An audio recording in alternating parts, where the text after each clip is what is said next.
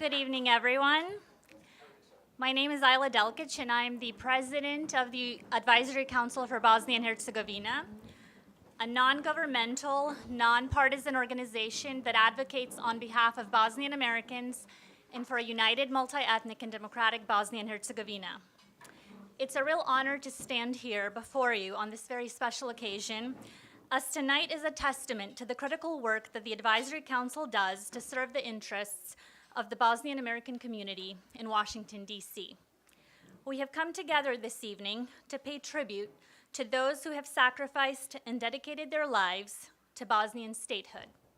Today, we celebrate the 75th anniversary of the rebirth of the state of Bosnia and Herzegovina, a state that has existed since 1154. Bosnia regained its statehood in 1943 as a country with one of the strongest, if not the strongest, anti-fascist movements in Nazi-occupied Europe. Our statehood was reborn through bloody struggle of Bosnians of all political persuasions within the People's Liberation Movement led by Tito. One of the greatest achievements of the Bosnian nation is that we were one of the very few nations in Europe not to have been liberated from Nazism by the Allied forces. We liberated ourselves. Then once more in the 1990s, we managed to defend ourselves against overwhelming odds. However, I believe that the lowest common denominator of Bosnian history is tolerance of the other. From bogomils in the medieval Bosnian kingdom to the unique coexistence of Islam, Christianity, and Judaism in Ottoman Bosnia, that is why I believe that us Bosnians became such good and proud Americans today.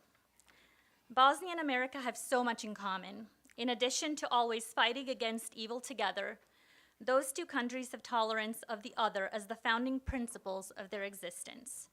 The freedom to be different yet accepted. In that spirit of unity, and before I introduce a very special guest here this evening, I would like to ask you to please join me in a moment of silence for the brave Americans who lost their lives trying to bring peace to Bosnia.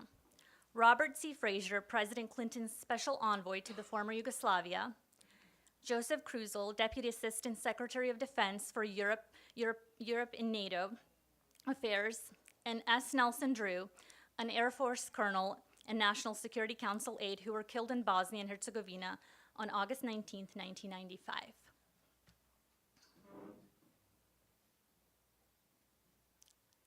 Thank you. Today and always, we honor them and we remember them.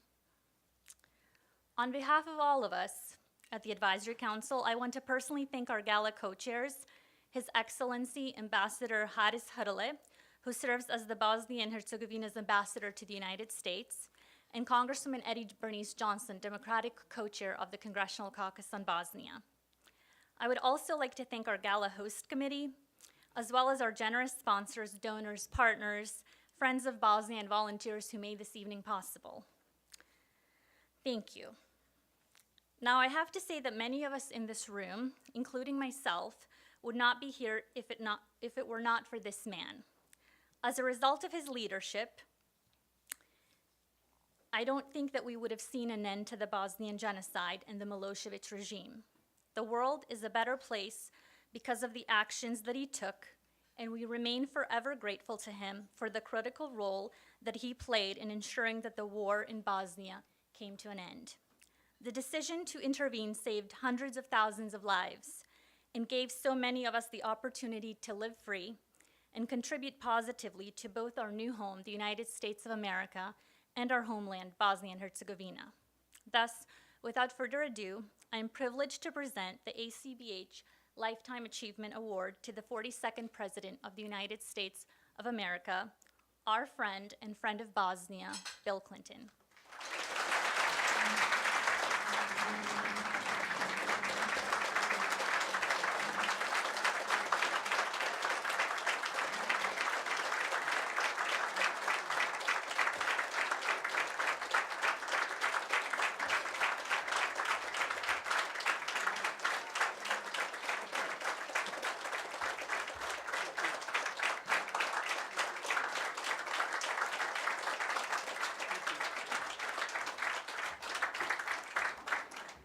Thank you very much.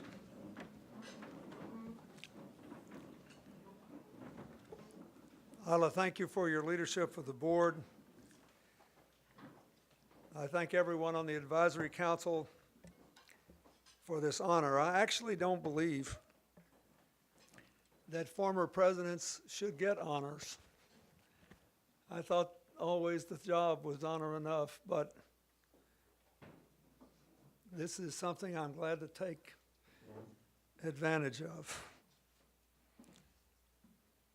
The opportunities that I and the people with whom I had the honor to work had to try to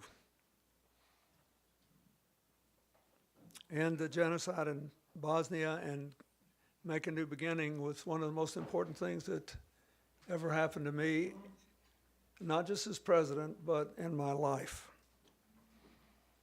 I want to acknowledge the other honorees tonight. My longtime friend, President Harris Logic, thank you so much. Where are you, Harris? Thank you.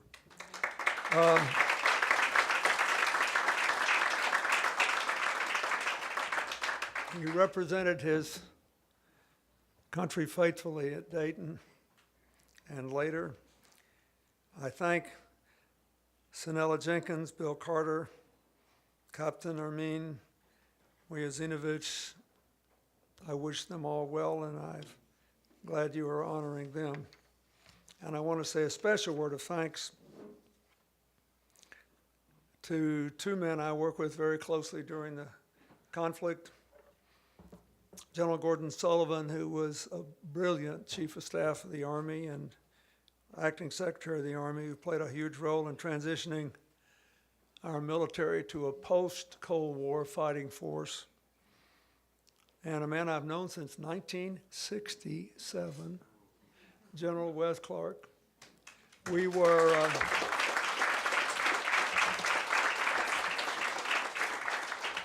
we grew up 50 miles from each other. And we met when he was a senior at West Point, and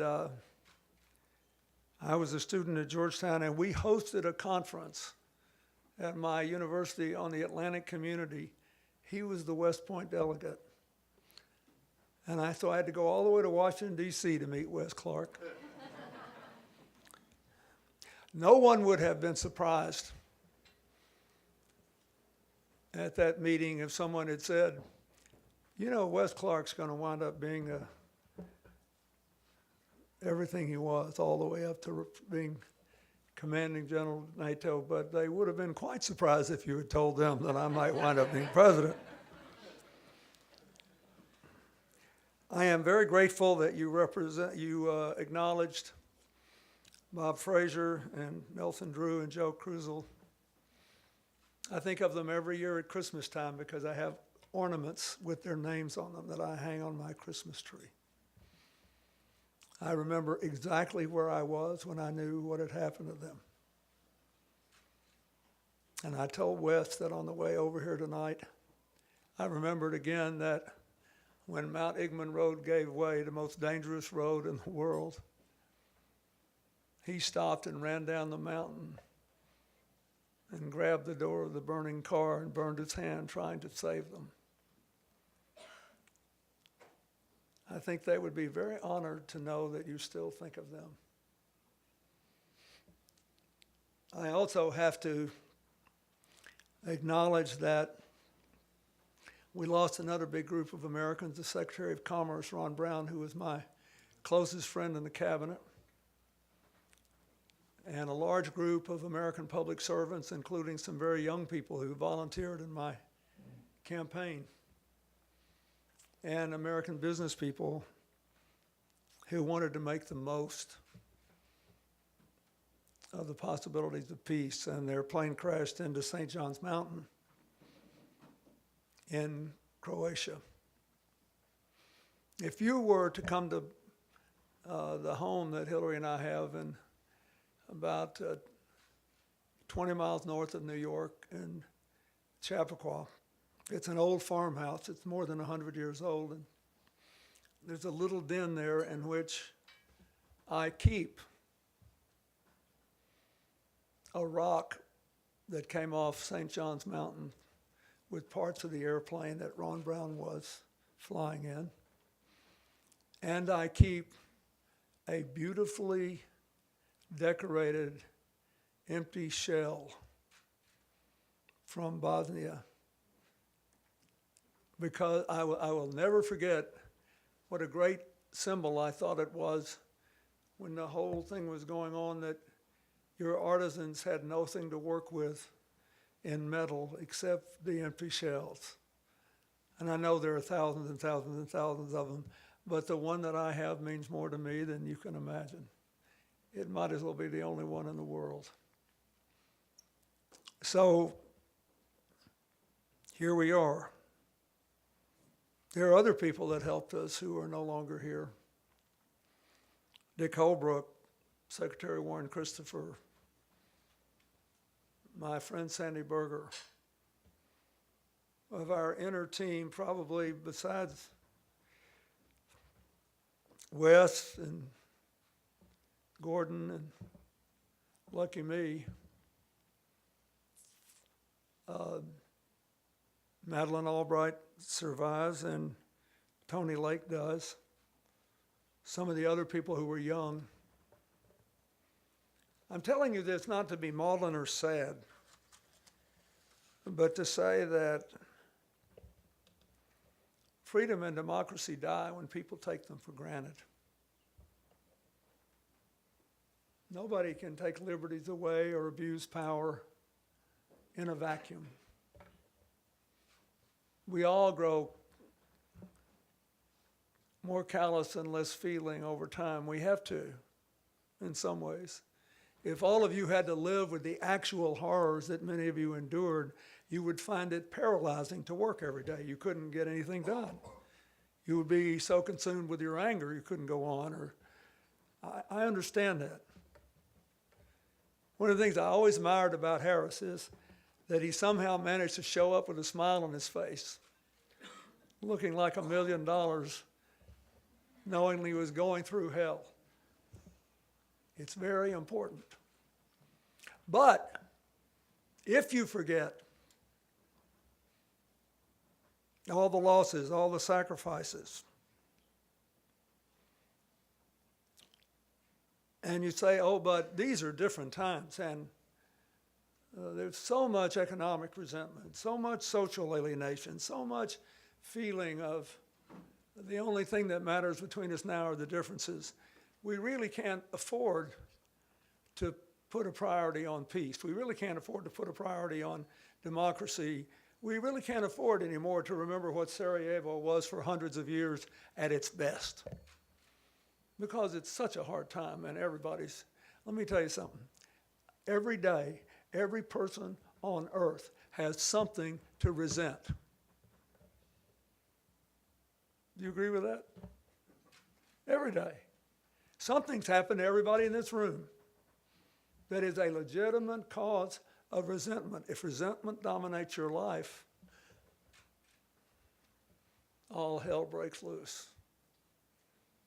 You tried to put an end to it. We all did. Nobody thought the Dayton Accords was perfect. It obviously set up the possibility of paralysis. But if you look at the United States or any number of other governments, you see you don't have to have a system like Dayton to get political paralysis. You can get it anywhere. Anywhere people take for granted that everything's going to work out all right, so I'll get mine now.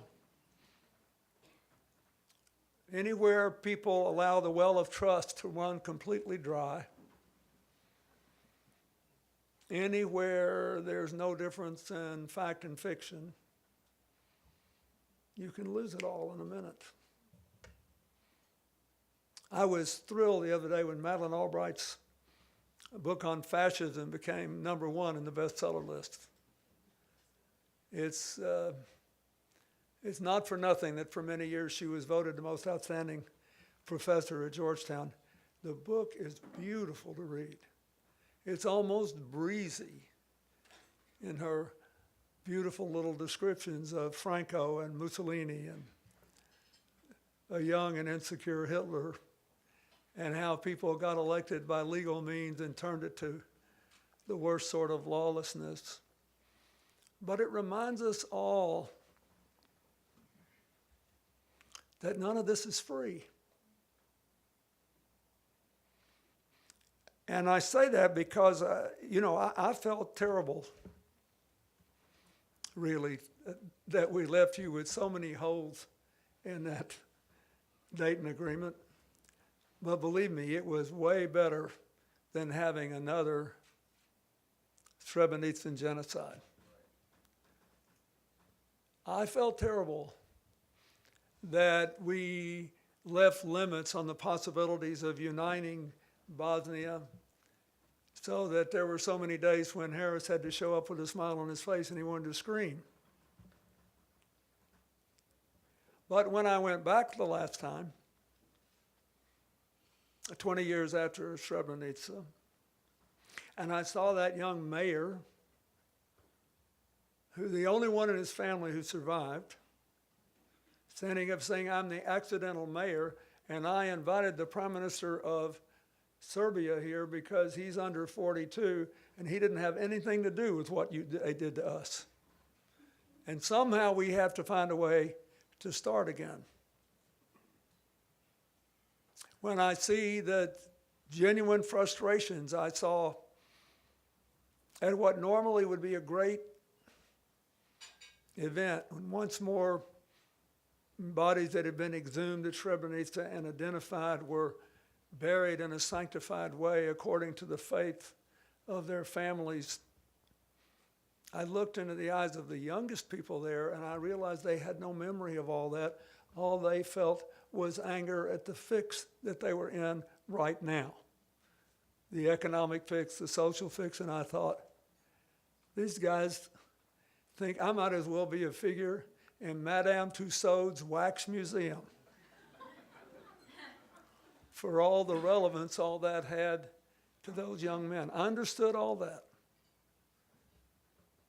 So I've got this speech I'm supposed to read. I'm not going to do it.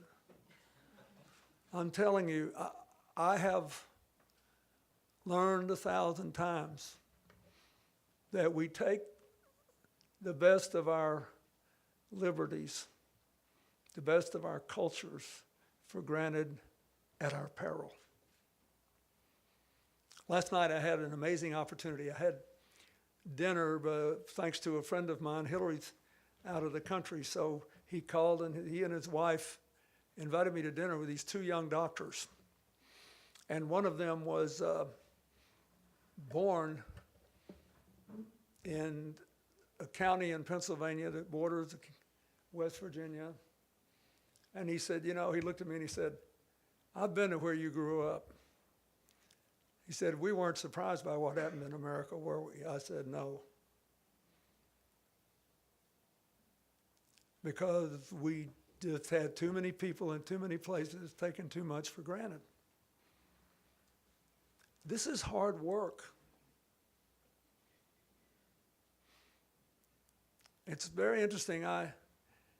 General Sullivan, you might find this interesting. I talked to a friend of mine today, and he didn't serve in the military, but he spent a lot of time in support groups. And he said, what I'm ashamed of is that we Americans don't appreciate the young men and women in uniform who are killed in training as much as we do those that are killed in combat. Or he said, "I remember when you lost 9 people off the coast of Angola who were in demining operations after the Civil War there, and you sent people there to take the mines up. You may remember that the only uniformed person we lost in Bosnia was a sergeant who wandered into a minefield that had not yet been cleared." It starts with little things and becomes big. So here's one I want to tell you, something improbable. Look at Hungary. Look at Poland. Look at Turkey. Look at the Bosnians have a chance to get support from around the world that you have never gotten by saying, "Hey, everybody wake up. We have been there. We have done that. It does not end well. And the hundreds of years that our shining Sarajevo was a model to the rest of the world, that's better. We like our tribes, but we think tribalism can be inclusive, not exclusive, can be about cooperative building, not total destruction. You can make that old ragtag peace agreement work if the people who are on all sides look at what's happening in the rest of the world and realize it does not end well. We have been there. We did that. And we want to go the other way. And we would like it if you would go along for the ride, because all of you are about to make a really bad move. If you look around the world today, the only thing that really works is creative cooperation, where people with diverse experiences and diverse perspectives work on complex problems to find win-win solutions where everybody comes out ahead. Economics is not a zero-sum game. Addition and multiplication work better than division and subtraction. Social solidarity cannot be a zero-sum game in the world we live in today. I thought about, you'll find this funny, but Hillary and I went to see, because all the young people were crazy about it, we went to see this movie, Black Panther. How many of you have seen it? Okay, so we go to see it, and I'm sitting there thinking about Bosnia, thinking about Kosovo. And here's why. On the surface, Black Panther was a triumph for young African-American filmmakers because it was the first all African-American cast that had a huge white audience. On the surface, it was a triumph for African-American women because so many women had strong roles in the movies. On the surface, it was a triumph for young people who love high-tech, cheap thrills because it was full of them. Not so on the surface, it was a rebuke to those who made certain disparaging comments about African countries because the star is an African country that has a magical element that they turned into a high-tech marvel of a country in the 22nd century. Underneath it all, it was an African morality fable. It was a story of inclusive tribalism. When I first started working on AIDS in Africa, I was struck because the places we were working in, nobody had a car, nobody had an animal to ride, there was no wheel transportation. Everybody walked everywhere. And when they met each other on the street, or on these little mountain paths, they'd say, "Hello, how are you?" And in English, the response was, "I see you."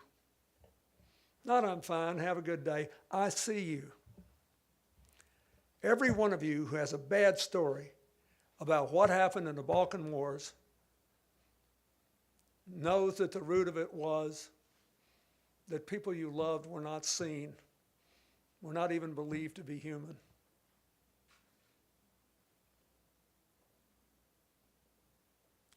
So this little movie that means so much to so many people, at bottom is important to all of us because it says, hey, keep your tribe, be proud of it, be proud of who you are, be proud of your faith, be proud of your traditions, be proud of everything.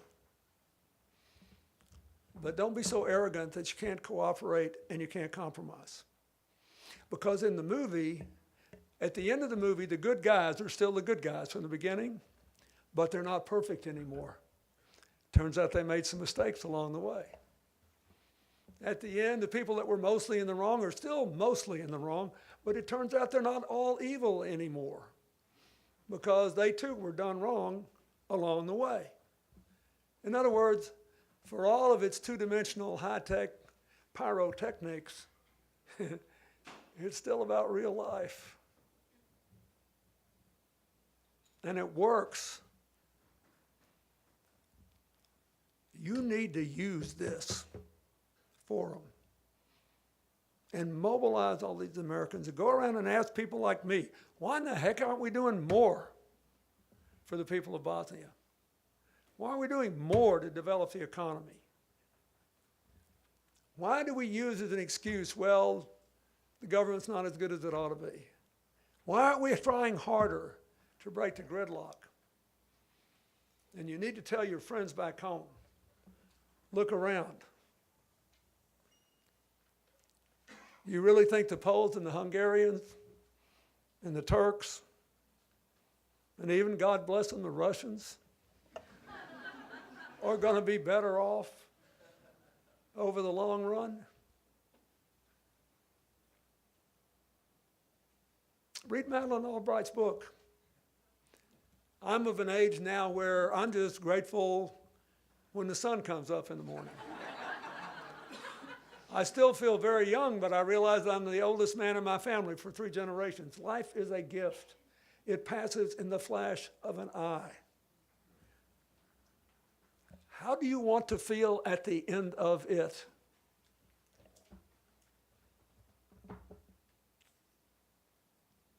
Mussolini died trying to hide himself in a German coat and got assassinated.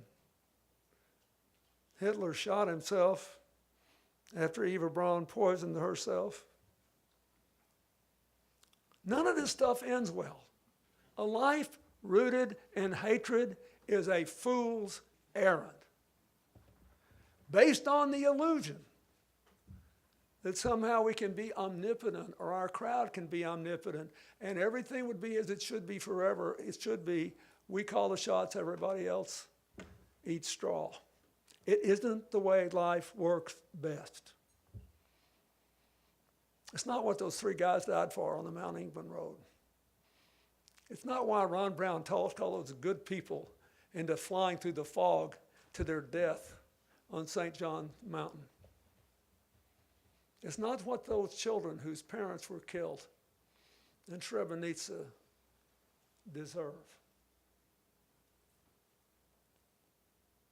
I will always be so grateful that I was fortunate enough that I just happened to serve in the midst of this misery, and I could do what I could to bring it to an end.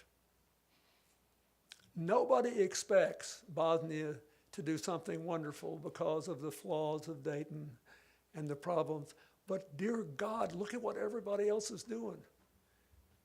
They say, oh, well, I had all these advantages. I think I'll give them up so I can fight.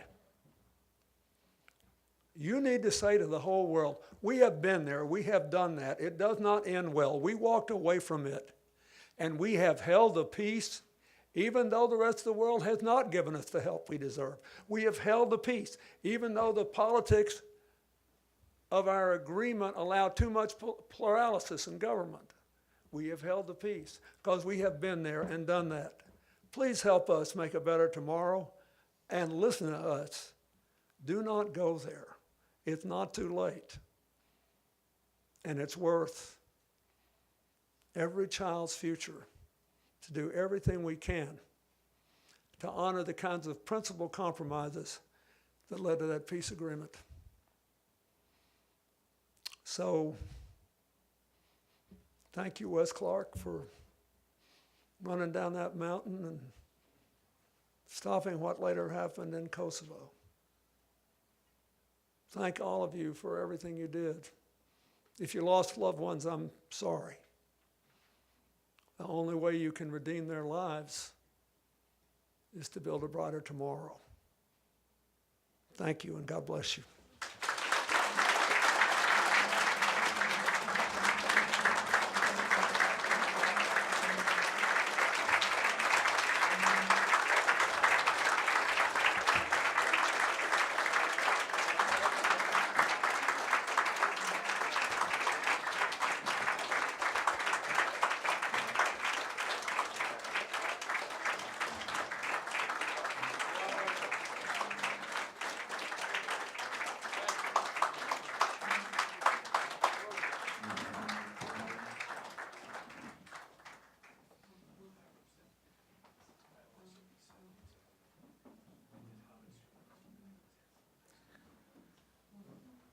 Thank you, Mr. President. Good evening, everyone. I'm Nedim Music, and I serve as the Vice Chairman of the ACBH Board of Directors. It is my great pleasure and honor to introduce to you our next honoree. This individual hardly needs an introduction within our community. I don't think I know a single Bosnian who does not know him.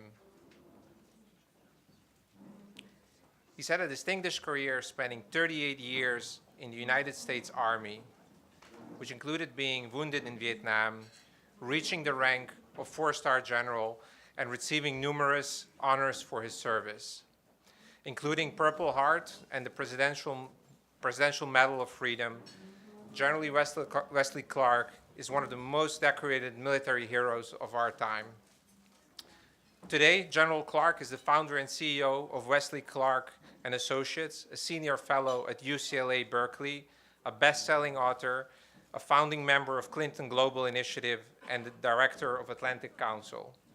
But tonight, we're recognizing him for his pivotal role in ending the violence in Bosnia and Herzegovina and helping to negotiate the Dayton Peace Accords. Upon his appointment in 1994 as the Director for Strategic Plans and Policy of the Joint Chiefs of Staff, General Clark immediately began working on the war in Bosnia, a task that nearly took his own life when on a visit to the besieged city of Sarajevo, his caravan veered off a cliff and took the lives, tragically, of 2 Americans. General Clark showed incredible dedication and duty by continuing to work on Bosnia, and it was no surprise when he was asked to be the military advisor to the diplomatic negotiating team headed by then Assistant Secretary of State Richard Holbrooke. General Clark became the warrior statesman on the team and helped achieve the peace agreement that still endures to this day in Bosnia and Herzegovina as the Dayton Peace Accords. In his last position as a 4-star general, he was NATO's Supreme Allied Commander in Europe and Commander-in-Chief of the United States European Command, where he commanded Operation Allied Force, NATO's first major combat action in former Yugoslavia in the spring of 1999 that drove NATO to victory against Serb forces trying to continue ethnic cleansing in Kosovo. Warrior, statesman, hero, and a true friend of Bosnia and Herzegovina, I now call General Wesley Clark to the stage to present him with the ACBH Outstanding Military Service Award.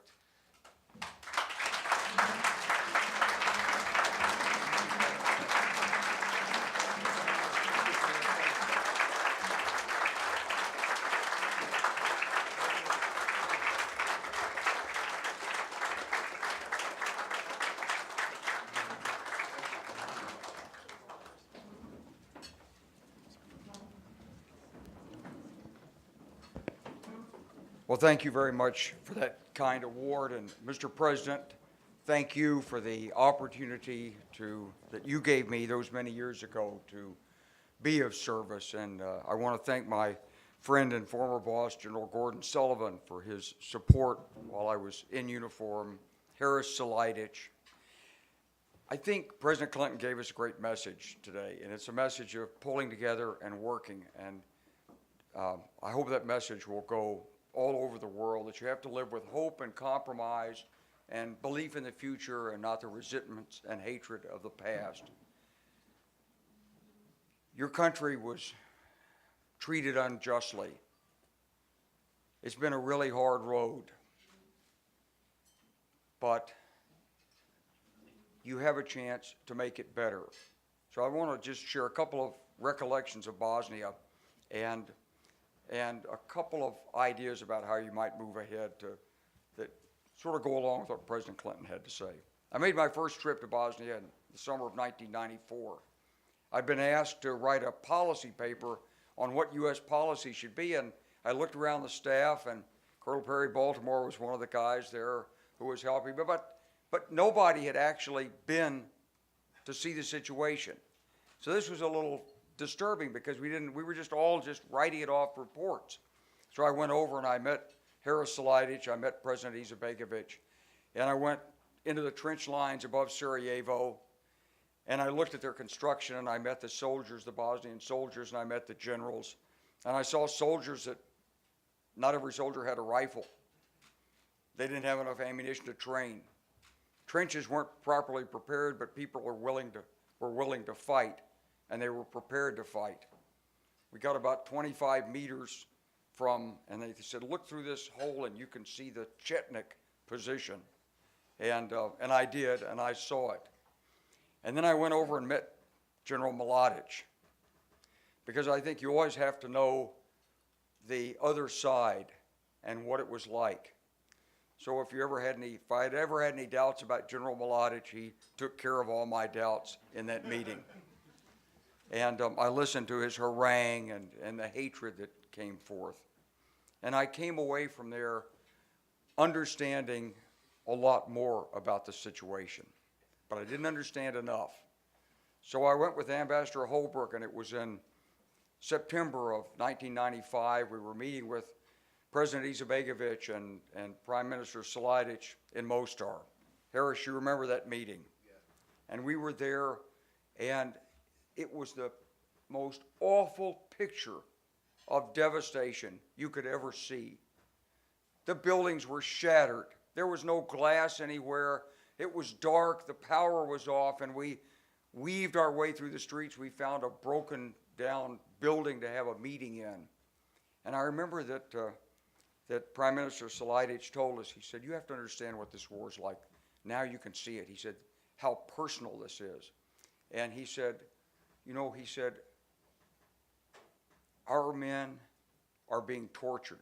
He said, and I can understand the hatred of that. He said, but I can't understand how you could torture a 5-year-old child. You remember when you told us that? It made a lasting impression on me, because ultimately, if you let these passions go, they're not statistics. They're personal.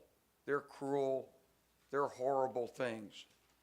And those of us who had the privilege to serve under President Clinton were there during Rwanda. And as the facts of Rwanda gradually revealed themselves, President Clinton said something I think we all felt. He said, when you can make a difference, you should. So the message for Bosnia today is the fighting's over, but you can make a difference there. We need to remember the tragedies of Bosnia 25 years ago and resolve we're going to keep on moving. Yes, the Dayton Accords is there, but there's so much more that could be done. We've got to bring visibility to it. We've got to bring great young people back. We've got to bring investment. We've got to bring tourism. We've got to memorialize those who fought, those who suffered, and those who died. You established a great record in Sarajevo for heroism. And now is the time to build on that record and move it to achieve a great record of democratic economic development.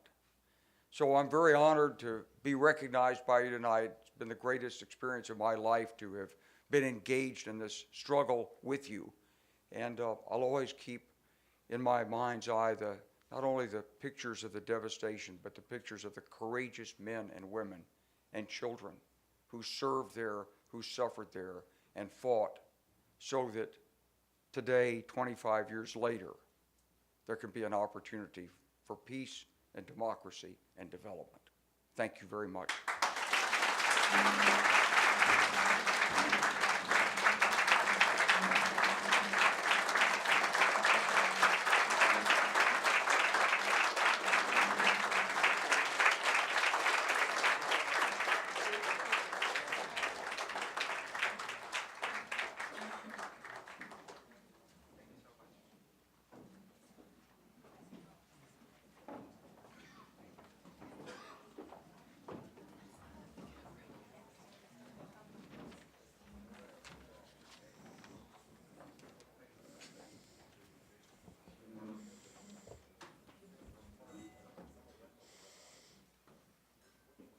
Thank you.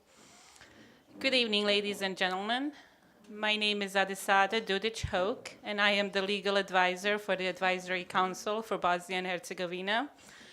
I'm delighted to be here with you, and it is my honor to present Ms. Sanela Diana Jenkins with the ACBH Philanthropy Award this evening.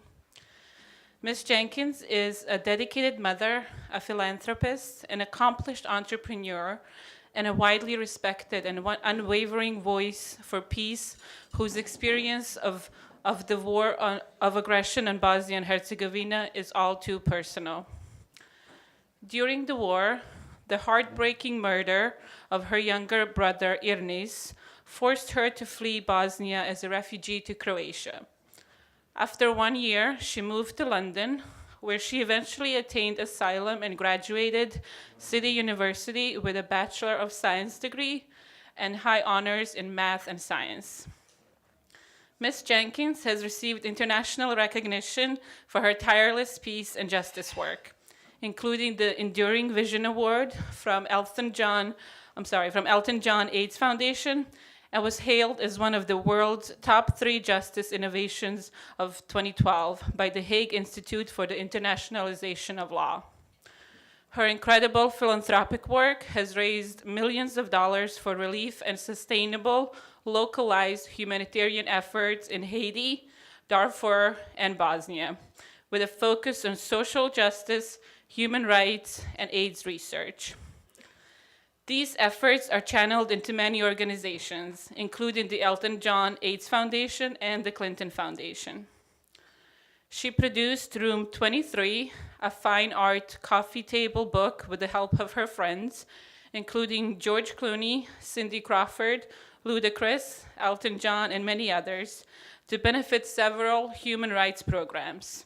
Her own foundations and projects include the Irnis Čatic Foundation, in memory of her brother, the Sanela Diana Jenkins Foundation of Bosnia, the Sanela Diana Jenkins Human Rights Project at the UCLA School of Law, the Sanela Diana Jenkins Clinic on Gender Violence in Eastern Congo, and the Jenkins Pen Haiti Relief Organization. So please join me in welcoming Ms. Sanela Diana Jenkins to the stage to receive her Philanthropy Award this evening. Thank you.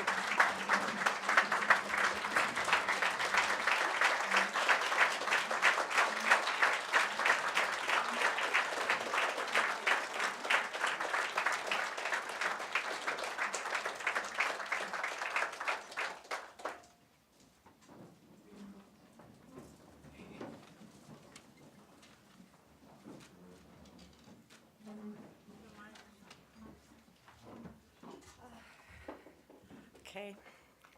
Good evening, everyone. This is a huge honor. Thanks to the great people of Advisory Council for Bosnia and Herzegovina. Special thanks to Ms. Ajla Delkic, I can't see her, and Mr. Harris Hurley for being very important voices here in Washington, D.C. Dear Presidents, Your Excellency Bill Clinton, Your Excellency Dr. Halis Silajdžić, dear Generals, Mr. Wesley Clark and Mr. Gordon Sullivan, dear Ambassador Valentino Inco, dear friends from all the branches of American government, Capo, Pashish Brothers, Asher, thank you. Dear guests, ladies and gentlemen, thank you all so much. This is a great honor. Now, if I could jump into a time machine, go back in time to find my young, lost, confused, scared self who just lost everything, and I mean everything. What would I say to that refugee girl in London, a girl with no country, no passport, no home, no friends, no family, that girl in London who doesn't even speak English? What would I say? Sanela, don't worry. You'll figure it out. You're going to be okay. Your country will stay strong. Bosnia and Herzegovina will become an independent, democratic country. I would also say to her, oh, by the way, there will be night on May 5th, 2018. You will be in Washington, D.C. for the first time in your life, the capital city of the greatest country in the world. You will be receiving word, and in the audience there will be two men. Two men that will be instrumental in stopping the war and ending the aggression in Bosnia and Herzegovina. One man is the President of the United States of America, and the other is the President of your own country. What would I say to that girl? Considering on top of everything, she has a public speech phobia.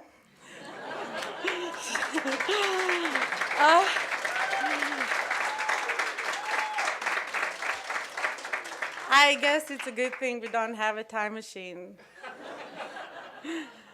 But one thing I would say about this moment, all my worst fears came together and had to happen to make all my dreams come true.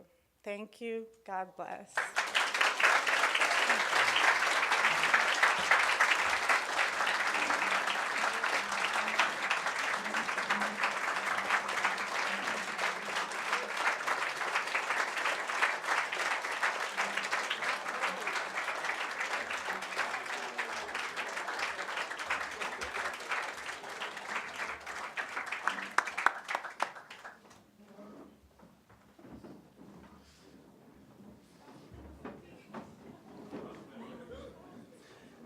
Good evening. It is really hard to speak after such a distinguished guests, and it is my real pleasure and honor to be with you tonight. And I would like to first say Mr. President Clinton, President Silajdžić, Excellencies, dear honorees, dear Bosnian and Herzegovinians, ladies and gentlemen. My name is Adnan Hadrović, and I'm the chairman of the board of directors of the Advisory Council for Bosnia and Herzegovina. As I said, I'm deeply honored to be this evening with all of you tonight in this beautiful venue. The United States military and the people of the United States have helped Bosnia and Herzegovina during some of its most challenging times. And this evening, it is my great pleasure to honor General Gordon Sullivan with the ACBH Lifetime Achievement Award in appreciation for his extraordinary and exemplary commitment to public service and for his role in helping build a better and safer world through elimination of landmines in Bosnia and Herzegovina as well as worldwide. General Gordon Sullivan is four-star general who served as a 32nd Chief of Staff of the U.S. Army, the most senior uniformed officer within Department of the Army. He was a member of Joint Chief of Staff, and also he served as an acting Secretary of the Army. As Chief of Staff of the Army, as Honorable President Clinton has mentioned, he created a vision and led the team of transition of the Army from the Cold War posture. In August 1993, President Bill Clinton assigned the duties and responsibility of acting Secretary of the Army to General Sullivan, who continued to serve as a Chief of Staff. General Sullivan is currently chairman of the Marshall Legacy Institute that works on demining projects in Bosnia and Herzegovina in order to help our country to become landmine free. Ladies and gentlemen, it is my honor to introduce a great American soldier, statesman, patriot, and humanitarian, who is also a dear friend of Bosnia and Herzegovina. I kindly ask you all to give warm welcome to Honorable General Sullivan.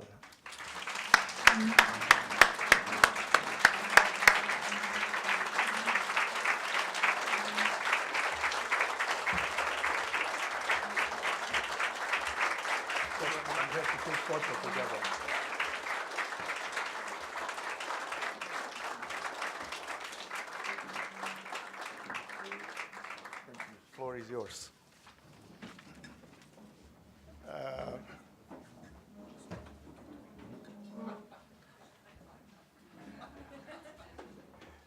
To say that I'm slightly overwhelmed would understate the case. I'm an American soldier and proud of it, and I've been one for 63 years. Before I get into that a little bit, I want to acknowledge with great respect President Clinton, who, after he was our president,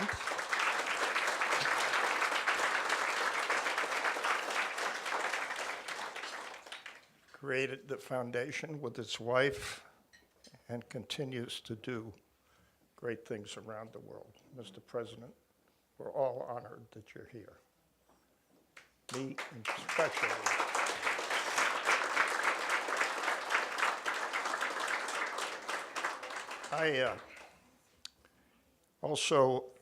I'd be remiss if I didn't acknowledge President Zeladic for your courage and your many accomplishments. Ambassador Hurley, thanks. Thanks for what you've done here in the United States, representing your country, and thanks for your service to your country elsewhere in the world. Now, as I said, I have been in or around the United States Army since 1955. I served 36 years on active duty, saw war, the wages of war in Korea, war in Vietnam a couple of times, spent 12 and a half years in Europe.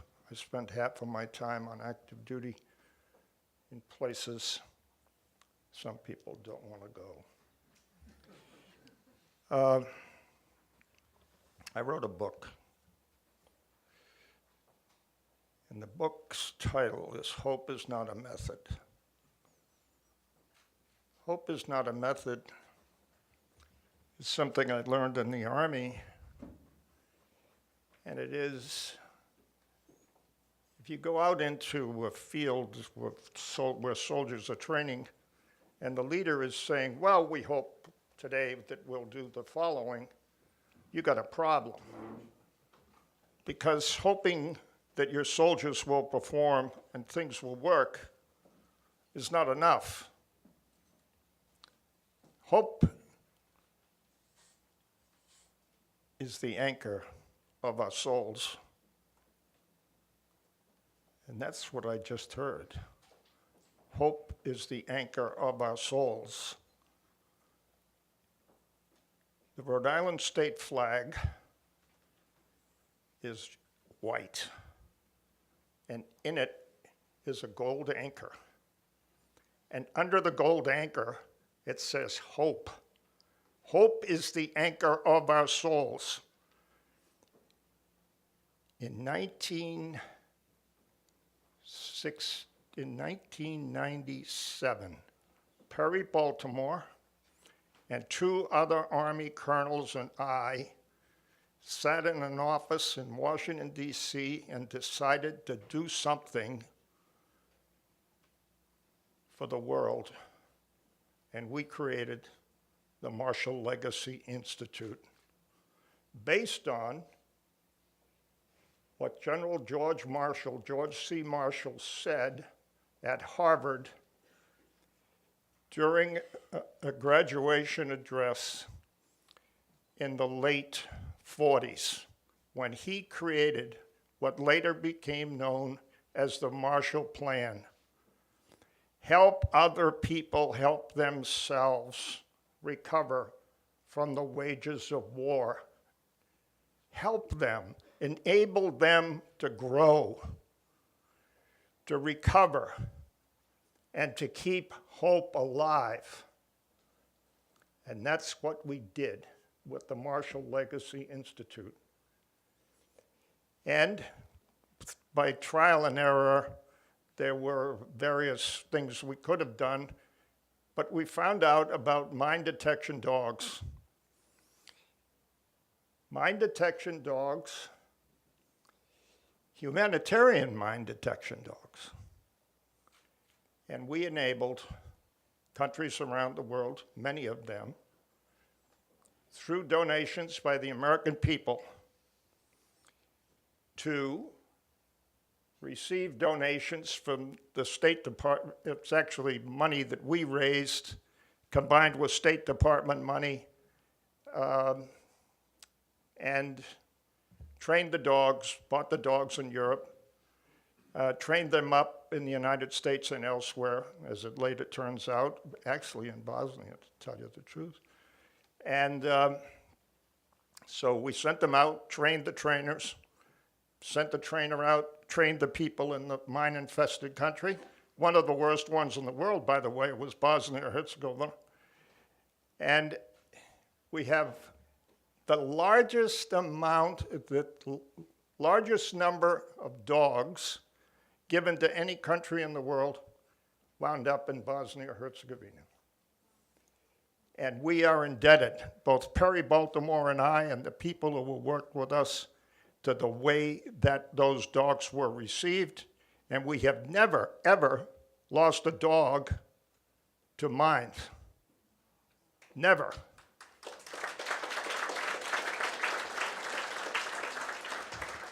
And frankly, your country, along with others, is almost mine-free. Now, keeping hope alive. Look, I learned a lot of things about people, human behavior, international cooperation, and working together is what made this happen. And Ermin, we have a great relationship with the people there in the mine detection business. And by the way, they have carried it on. They have a good commercial business, and they go places the U.S. can't go, so forth and so on, and do the work with the dogs. So, look, I'm overwhelmed by the award. I spent my whole life as a soldier, and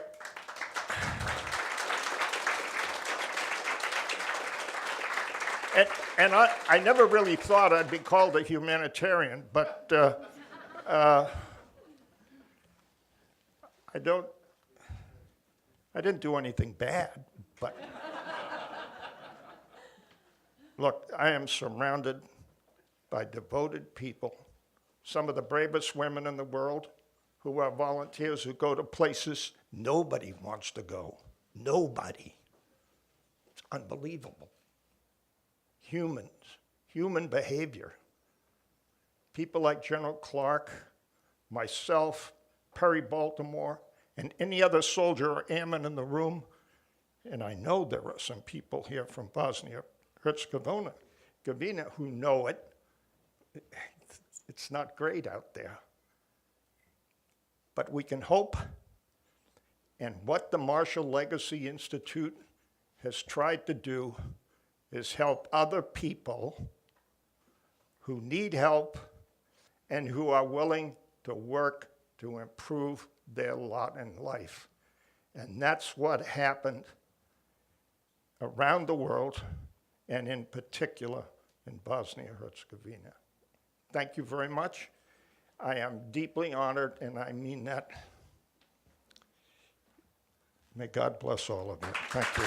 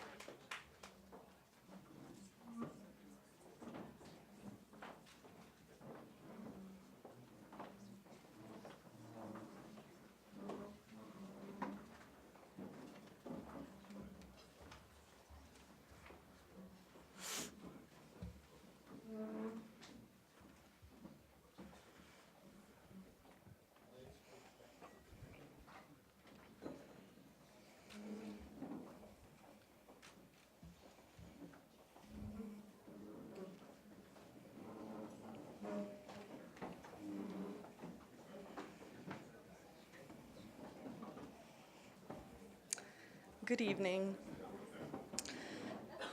My name is Ida Sefer, and I serve as the Secretary for the Board of Directors for the Advisory Council for Bosnia and Herzegovina. It is my absolute pleasure to introduce our next honoree for the ACBH Bosnia and Herzegovina Friendship Award, Mr. Bill Carter. Mr. Carter is a critically acclaimed author, screenwriter, photographer, filmmaker. He's an honorary member of the Bosnian and Herzegovinian American Academy of Arts and Sciences, and he serves on the advisory board to the United Music Museum in Austin. He's a member of the Warm Foundation and the Society of Environmental Journalists and the Writers Guild of America. His nonfiction books include Fools Rush In, A True Story of War and Redemption, Red Summer, Boom Bust Boom. His work has been translated into 7 languages. In 2013, he received the AZNM Book Award, followed by the Silver Medal for the Living Book Award in 2014. As a filmmaker, Mr. Carter directed the award-winning documentary, Miss Sarajevo. The film got its title from the beauty pageant that was held in besieged Sarajevo at the early onset of the war, but the film's true intent was to show the resiliency of the people under siege. With shocking imagery of beauty contestants holding up a banner that stated, "Don't let them kill us." The documentary has been shown all over the world and continues to be shown. The film received the International Monitor Award not long after its release. Bill lived in Sarajevo for most of 1993 and continued to revisit the country until the end of the war. During his time in Sarajevo, he lived in a burnt-out office building, surviving on baby food and rice, while delivering food and medicine to those in need. During this time, Mr. Carter contacted the band U2 in hopes of drawing more attention to the conflict and the urgent need for humanitarian aid. Bono, U2's lead singer, responded and helped produce the documentary alongside Mr. Carter. He also requested of U2 to broadcast the live and unedited stories of civilians during the height of the siege in Sarajevo for U2's Europa tour.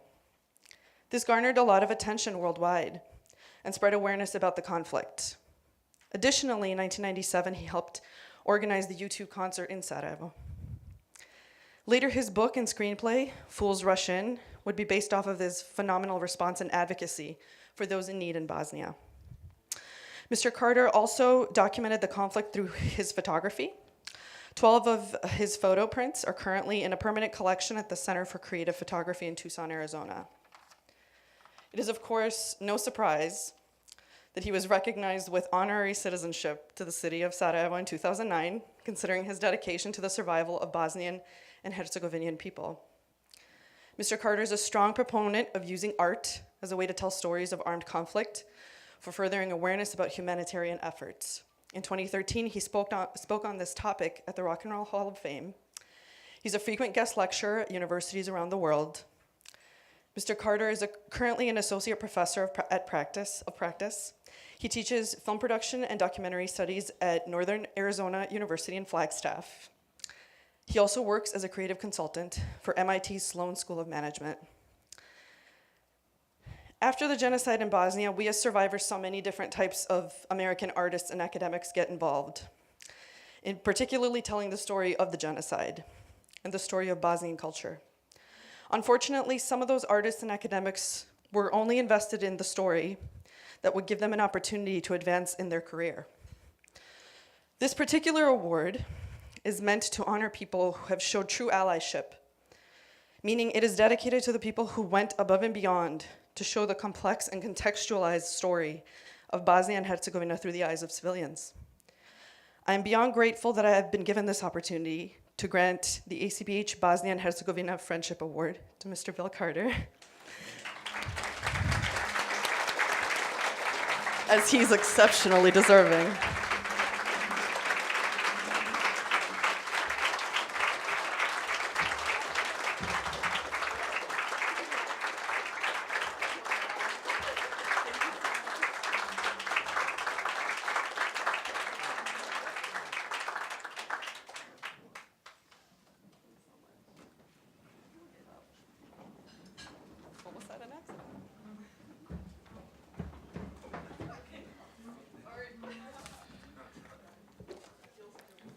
Well, I just want to say that this is a heavy-hitting room right here. This is big.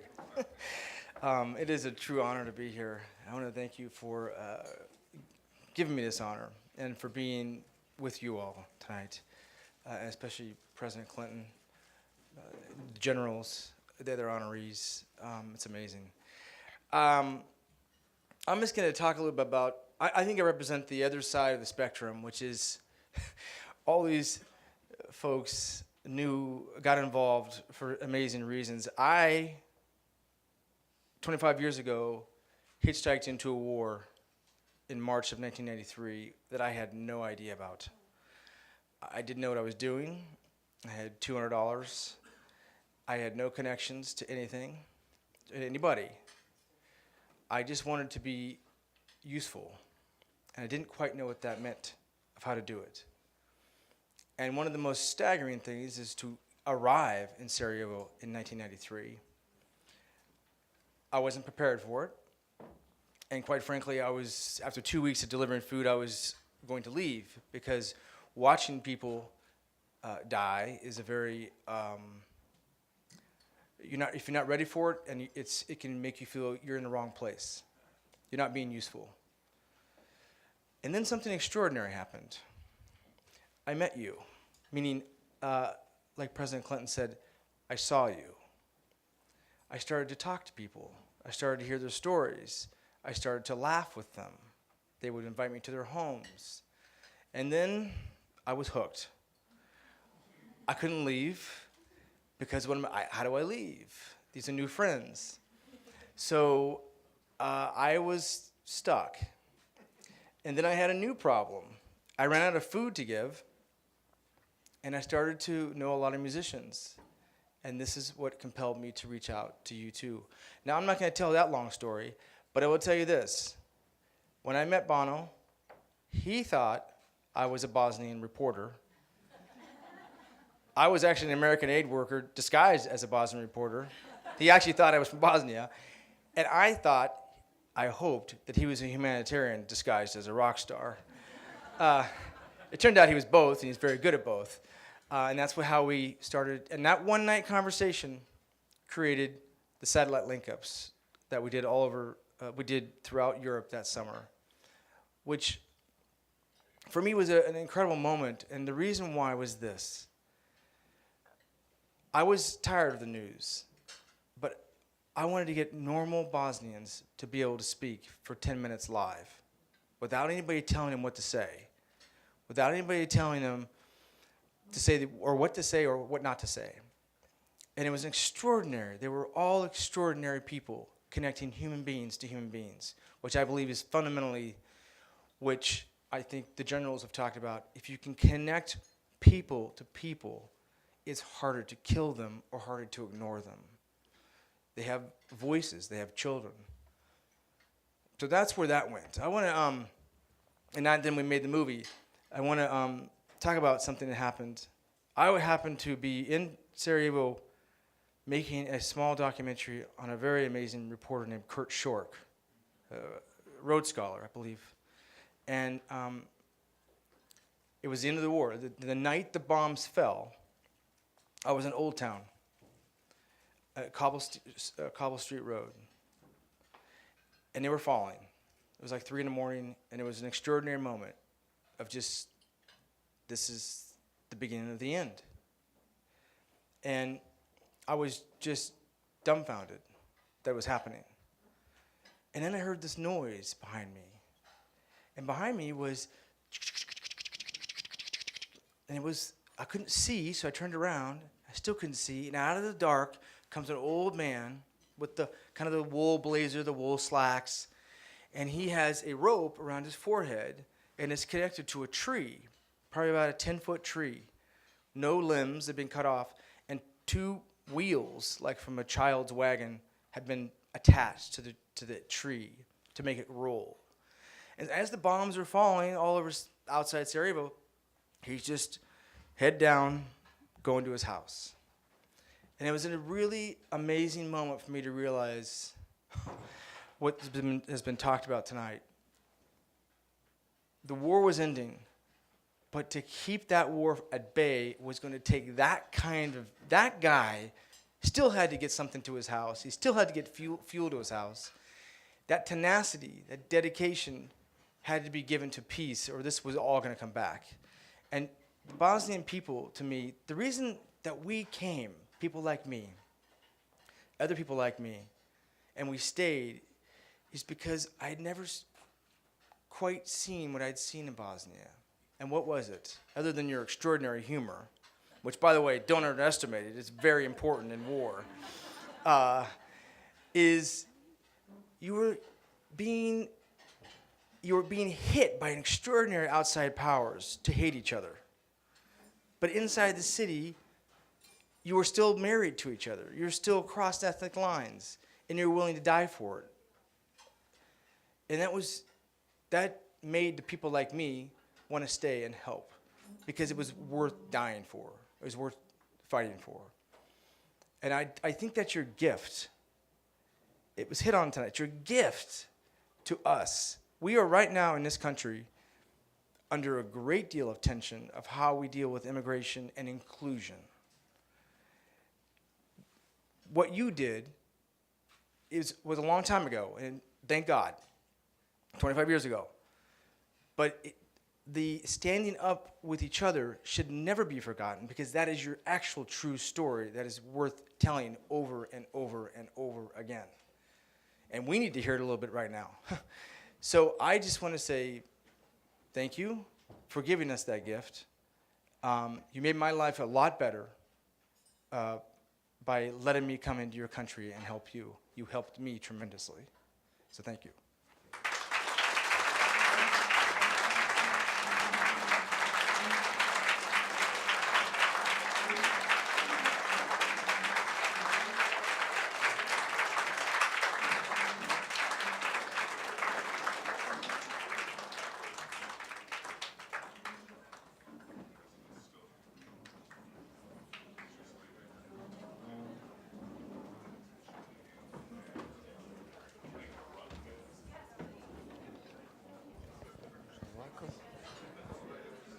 Ladies and gentlemen, good evening. My name is Elvir Klempic, and I've been active with the Advisory Council for Bosnia in the last several years. And I have the distinct honor and pleasure to introduce our next honoree this evening, Captain Ermin Mujazinovic. Ermin Mujazinovic was born in Zenica, Bosnia and Herzegovina. He immigrated to the United States as a refugee. He received his bachelor's degree in history and political science with a minor in Spanish from the Virginia Military Institute. Upon graduation in 2012, Captain Mujazinovic was commissioned into the United States Army a few months later. In Baltimore, Maryland, he worked as a Gold Bar recruiter at Morgan State University, and in 2013, Captain Mujazinovic moved to Fort Benning, Georgia, where he attended the Infantry Basic Officers Leader Course. In February 2014, Captain Mujazinovic moved to Fort Hood, Texas. During his time there, Captain Mujazinovic served as a platoon leader, Battalion S1 Executive Officer, and Battalion AS3. During this time, Captain Mujazinovic was deployed to the Republic of Korea, and he's currently assigned to D Company, 92nd Civil Affairs Battalion Airborne, as a civil affairs team leader. Captain Mujazinovic also holds a Bosnian national record in track and field in the 1,600 meters, and previously held a 1,000-meter record. He has also been an All-American 7 times in track and field. Captain Mujazinovic has received a number of awards, and tonight we're going to grant him one more, the Advisory Council for Bosnia and Herzegovina Public Service Award for his exceptional service and service to our nation. Please welcome Captain Ermin Mujazinovic.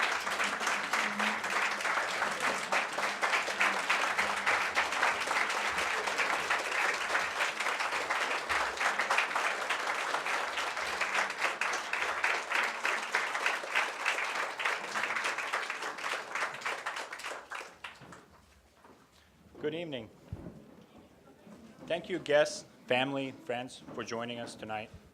I'd also like to offer a special thank you to Advisory Council for Bosnia and Herzegovina for hosting this event.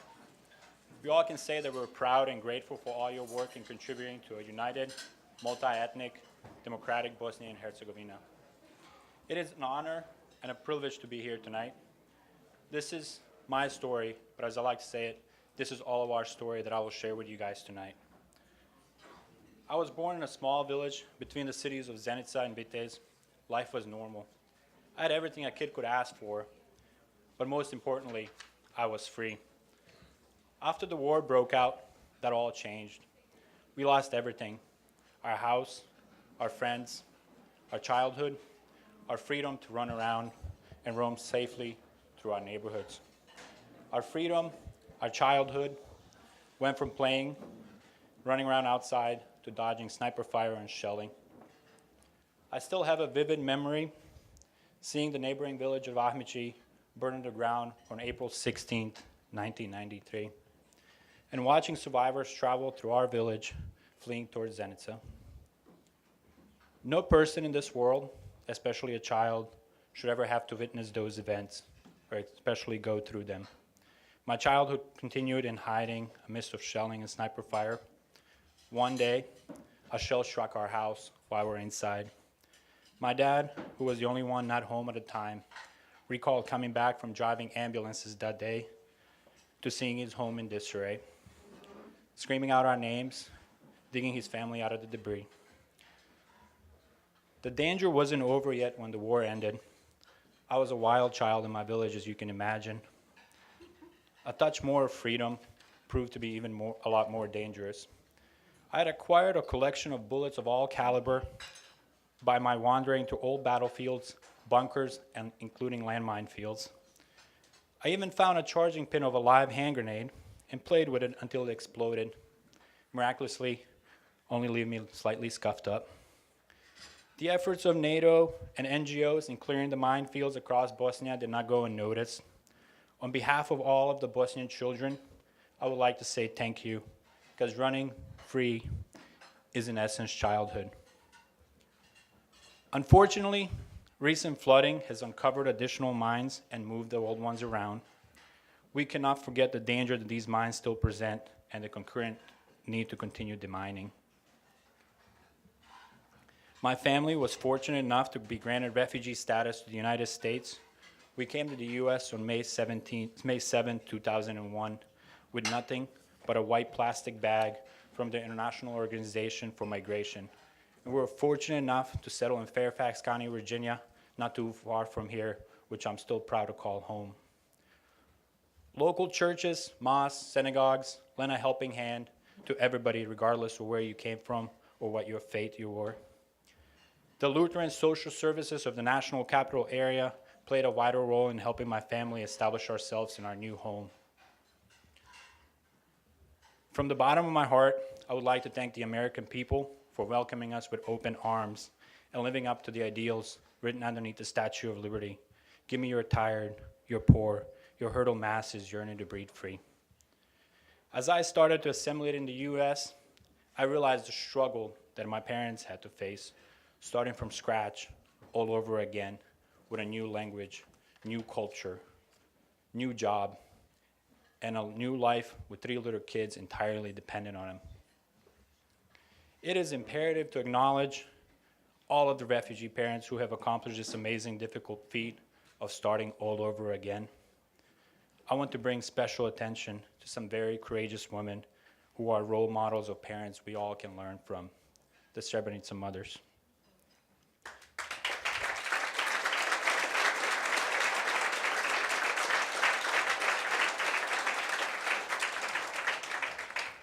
Imagine, overnight, you lose everything you've ever known just because of your fate.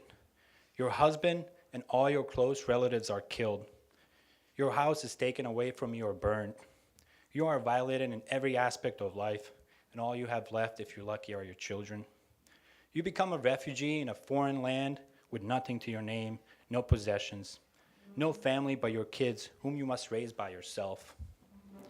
Imagine the courage that situation demands. To this day, those mothers have not stopped and will not stop fighting for justice for all, regardless of faith or ethnicity. They will not stop until all the remains of their family members in Srebrenica have been laid to rest respectfully. And they will not stop until they have secured justice for all of the victims of injustice. The courage and dedication of these women is something that we all can learn from. We only hope to be half as resilient. After coming to the U.S., my dad worked many jobs to make ends meet. On September 11, 2001, he was working in Falls Church, Virginia, as the Pentagon was attacked. We saw the smoke, and I thought to myself, will we have to move again? Are we under attack again? I remember thinking, I was not going to go anywhere anymore. I'm an American. This is my house. I'm not moving again.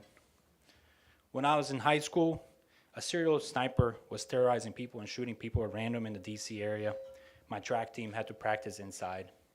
We had to run in the hallways. I remember being mad and frustrated that the same violence that stole my childhood in Bosnia now threatened to steal my freedom in the land of the free. These experiences led me to recognize that I had a duty to protect the freedom that had been given so that others might enjoy it as I had. Having experienced the fear of living without freedom, I know how precious and how fragile freedom was. After high school, I attended the Virginia Military Institute. While at VMI, I learned even more about the value of service to one's country in defense of freedom. My freshman year, our class traveled to Newmarket, Virginia, a gorgeous place in Shenandoah Valley. As I stood in formation, still confused, I whispered to my buddy, "What is this?" He explained this is a spot where VMI had fought on May 15, 1864 in the American Civil War. The VMI Corps of Cadets played an unexpected but pivotal role in turning the tide of the battle. To honor VMI's participation in the 10 cadets that had died, we were about to reenact the role they played. Imagine the confusion on my face. I had just escaped a war. Now I was standing on a battle about to reenact another one 150 years later. History may still debate this particular conflict or any other conflict that America had fought in, but one thing is true. American soldiers of all walks of life, all backgrounds, all ethnicities, all faiths, have always answered a nation's calling in time of need. I learned a lot that day and during my years at VMI, but most importantly, I learned every culture has a shared trauma. And the only way to heal the wounds of a trauma and prevent it from happening again is through careful understanding of history, by educating our future generations, and cultivating a reconciliation through empathy, regardless of faith, ethnicity, or the background you come from. Another lesson that I learned and will carry with me for the rest of my life, as in our life, we will all face our new market, an unexpected call to action.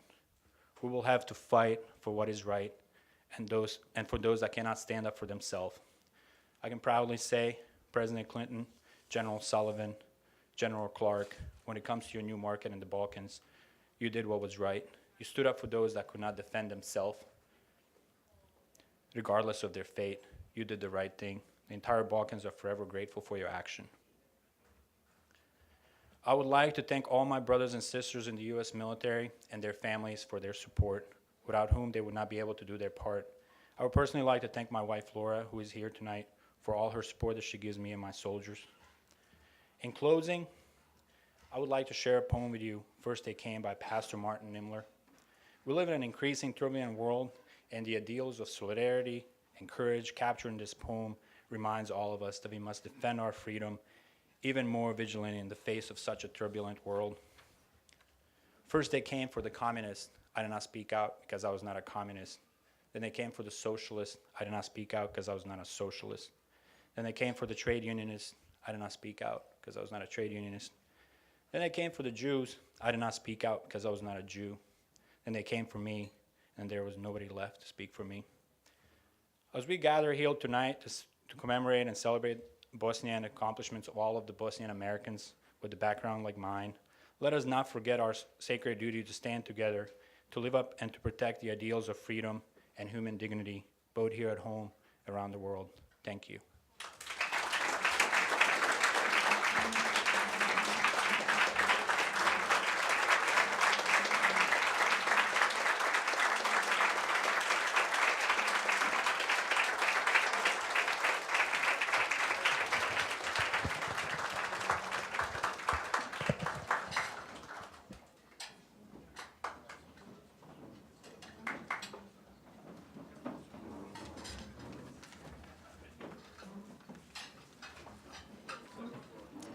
Good evening again. President Franklin D. Roosevelt once stated that democracy cannot succeed unless those who express their choice are prepared to choose wisely. The real safeguard of democracy, therefore, is education. Those words were as true then as they are now. While Bosnia and Herzegovina has come far since the genocide and ethnic cleansing that occurred in the 1990s, many challenges remain. Many students in Bosnia are simply too poor to go to school.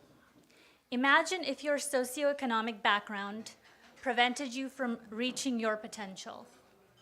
I think that all of us sitting in this room can credit our success to education, which paved the way towards greater opportunities.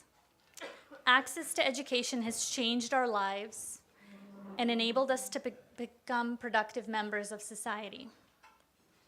All children deserve access to quality education. And in Bosnia, one organization is helping change the lives of Bosnian youth and is helping create an army of young leaders. The Hastor Foundation is a nonprofit organization set up by the family Hastor, and they support and empower 1,860 children and young people in over 115 municipalities in Bosnia and Herzegovina. The foundation is contributing to the development of a new cadre of self-conscious leaders in communities and the entire country. The organization was founded in 2006 in order to provide financial support for young people within Bosnia and Herzegovina who wanted to pursue their education but were not able to due to challenging socioeconomic environment. Since 2006, scholars receive a monthly scholarship that is often the only source of income for their families that live in extreme deprived economic circumstances. Almir Yazvin, a long-standing volunteer at the foundation in Bosnia and Herzegovina, is with us tonight on behalf of the Hastor Foundation, and it is my distinct privilege to present him the ACBH Community Service Award for their vital work in helping create young leaders. Almir, please accept this award on behalf of ACBH.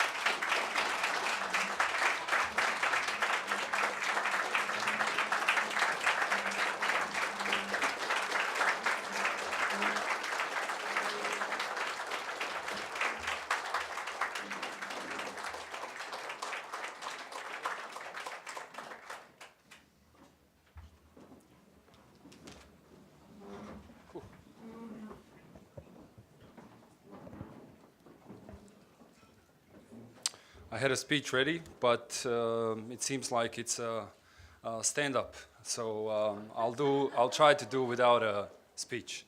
I would not, although it's a very formal event, please allow me to be a little less formal. And to simply say at the very beginning that it's a privilege to be at this event, but obviously a lot of people have put in a lot of effort to put it together. So let's give them a big round of applause.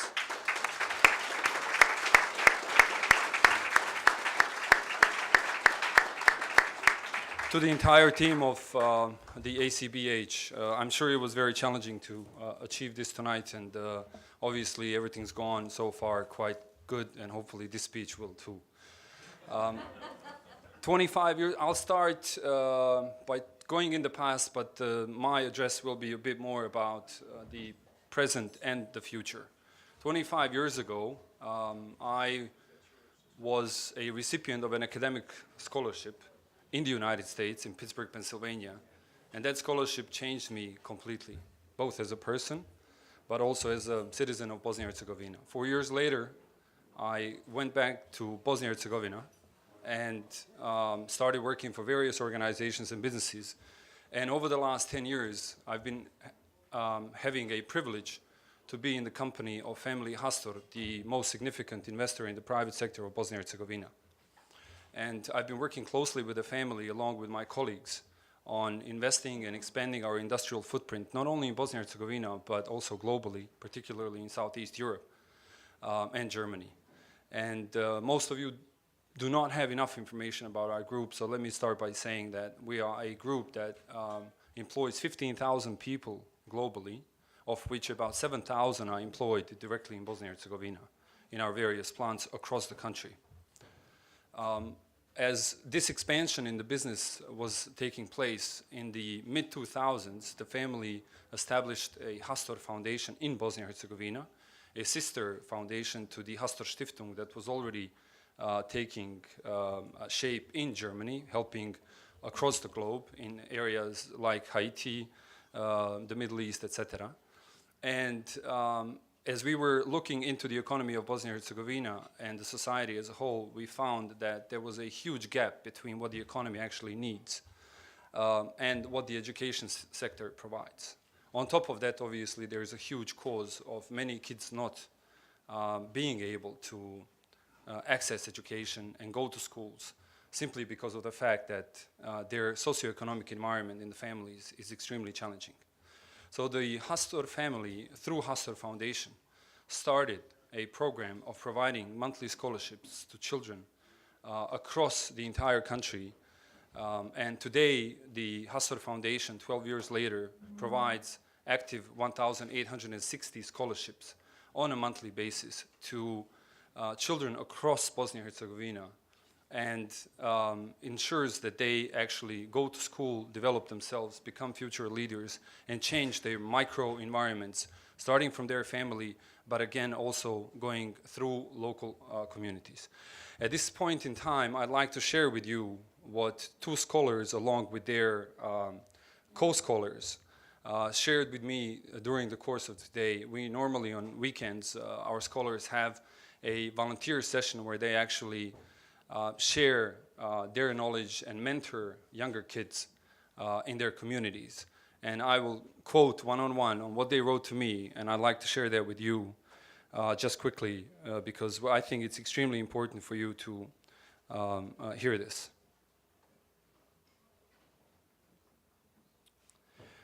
The Hastor Foundation does provide financial support, however. The foundation also provides mentorship and volunteering for all of its 1,860 scholars. As we speak, there are 24 groups of university students mentoring nearly 300 primary and secondary school pupils.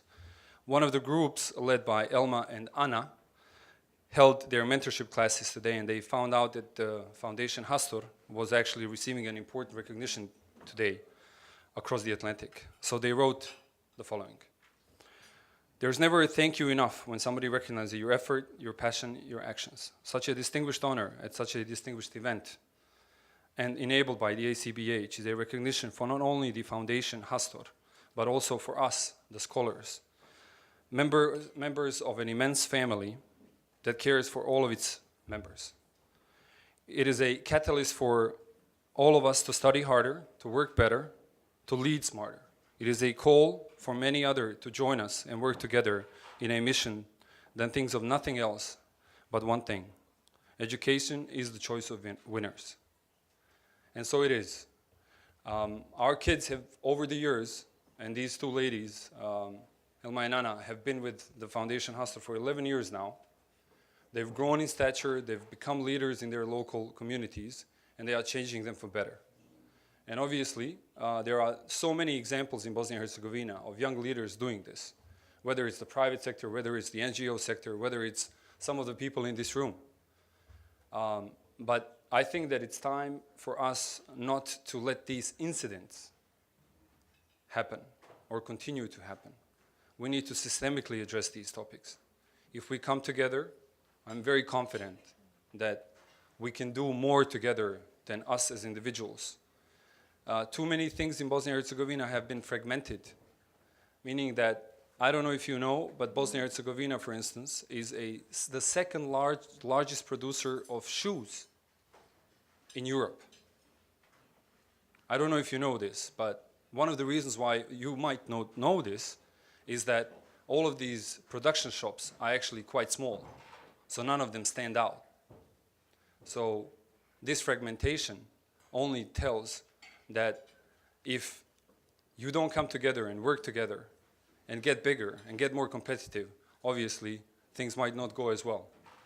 So in the future, I think that one of the messages is that while Foundation Hastor is going to continue working on what it has been doing, it's also going to expand a bit of the mission and get involved deeper in the education sector with the members of international community in Bosnia and Herzegovina, and continue to help the reform of that sector, because that, for the long-term prospects of Bosnia and Herzegovina is extremely important. But it's also time for different organizations, different initiatives to get together and assist, because the future is going to be significantly brighter if we do so. Thank you very much once again.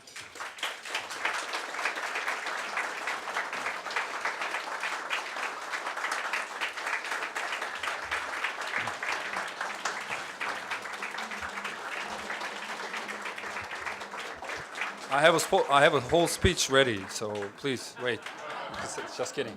Just kidding. No, it's really a big honor to be here. It's a privilege, obviously, to be in the company of General Sullivan, obviously, President Clinton, and General Clark, and President Silajdžić. We obviously miss you. So we do hope that we get together much more frequently to work together on important issues for Bosnia and Herzegovina. Thank you very much for this honor, and have a wonderful evening.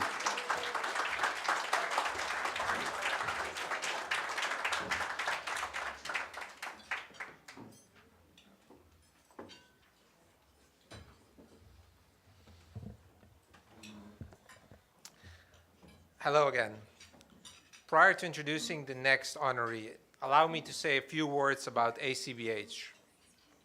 Bosnia has no better friend in the United States than ACBH. For over a decade, this organization, spearheaded by one of the best advocates of our time, Ajla Delkic, has made significant impact on Bosnian American relations.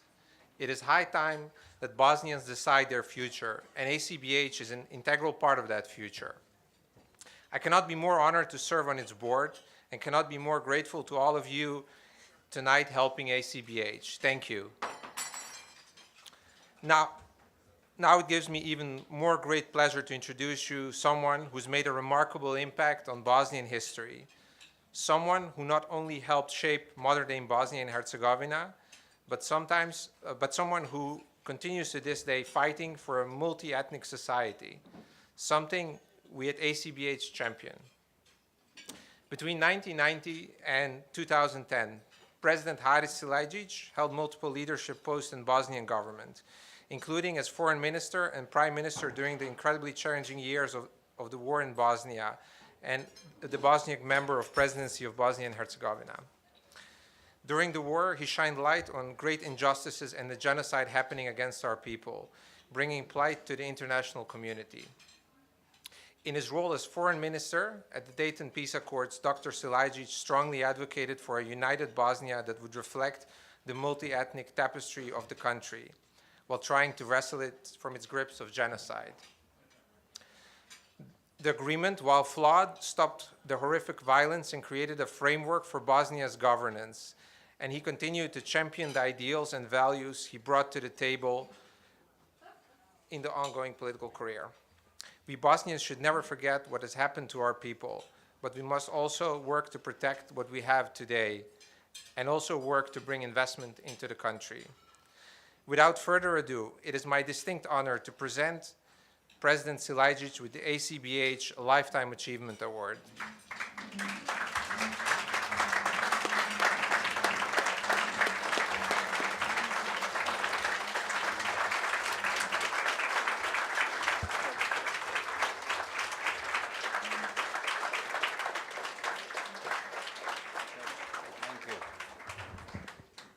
You can eat, it's all right. I'm hungry too, so I won't be so long.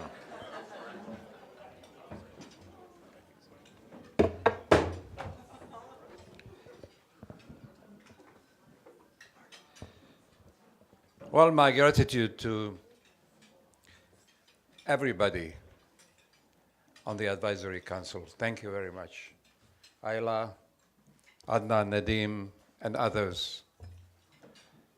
Congratulations to the honorees. Our ambassador here, Hrla did a great job too. Ambassador Insko from Bosnia is also here, Valentin Insko. Thank you for coming. Ambassador Bond. These are all our friends.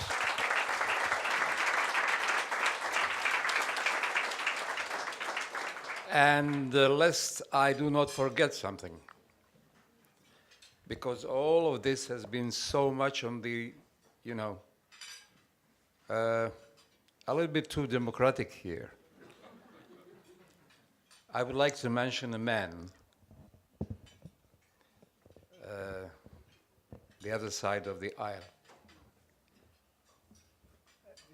He helped Bosnia to a great extent during the war. And I'm honored to say my friend, Senator Bob Dole, who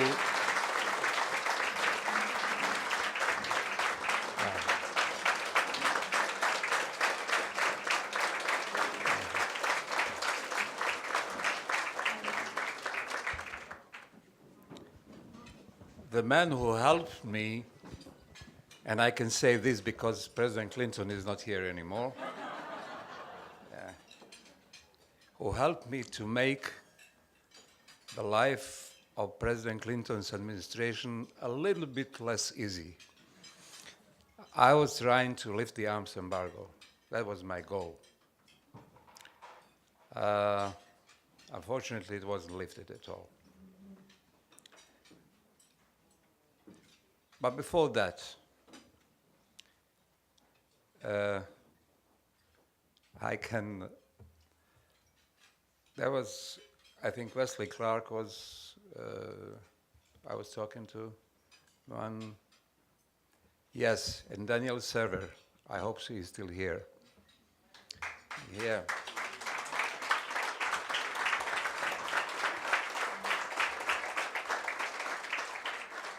The man I don't always agree with, but we are talking about what to do in Bosnia. So here is my proposal, and I hope it's new. Now, the Hague Tribunal has sentenced many people to many years in prison. Some of them life.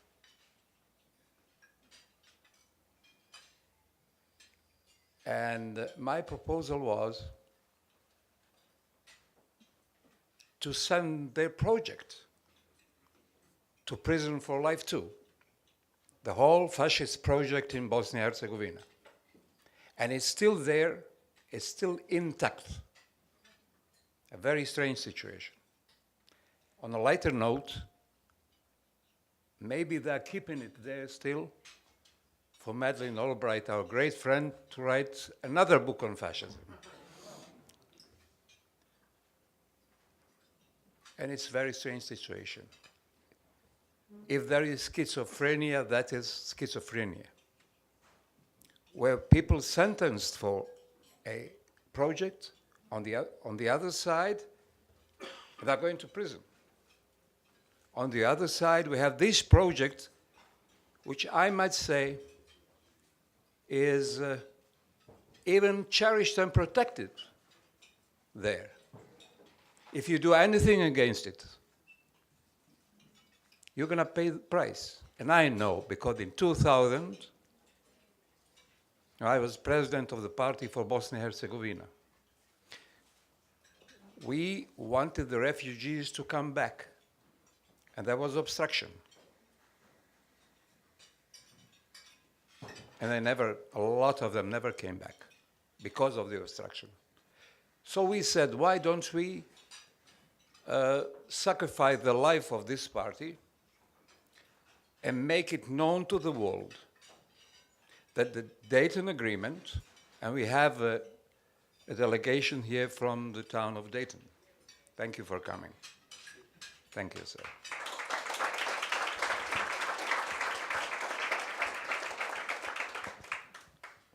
It is a good agreement, but it was never implemented, by the way, because of the obstruction.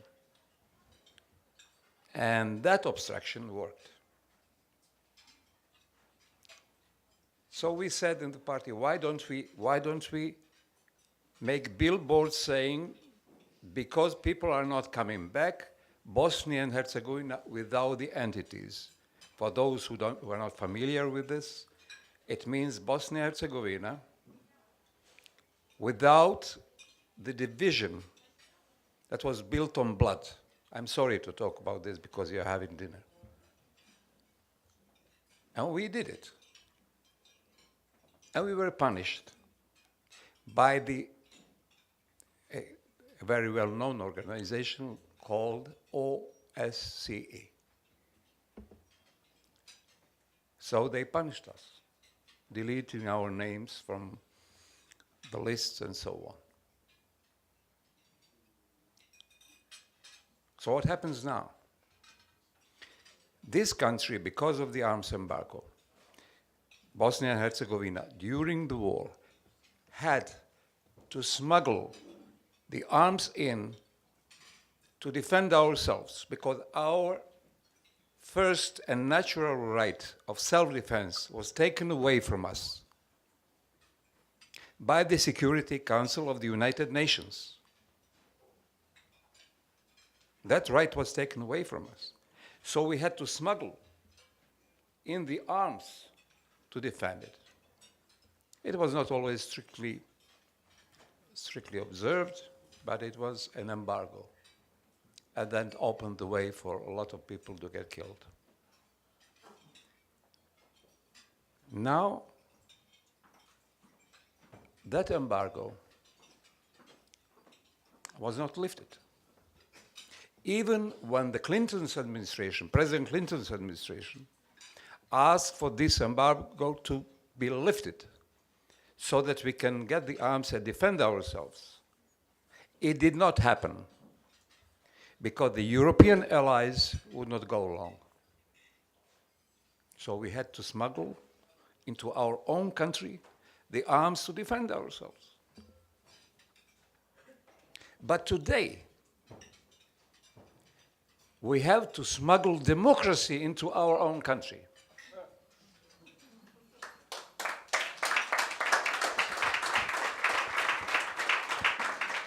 And I'm not exaggerating. Bosnia and Herzegovina is a country that could be the model in the new paradigm, new synthesis that the whole world needs today very badly. This is a confused world. They need a new paradigm. We all need a new paradigm. We are forced to have it.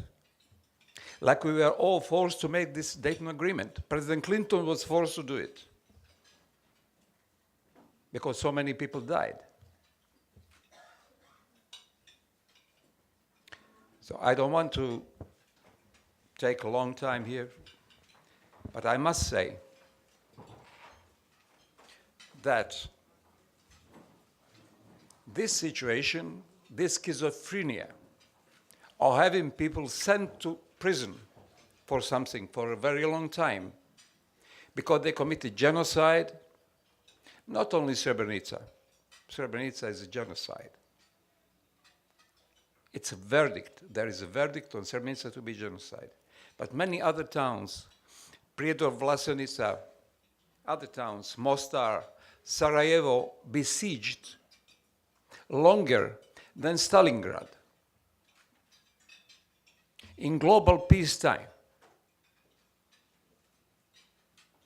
Unfortunately, our Europeans did not react, other than some great people received great number of refugees in their countries. It had to take the United States of America, President Clinton and his administration to act. We can never forget that.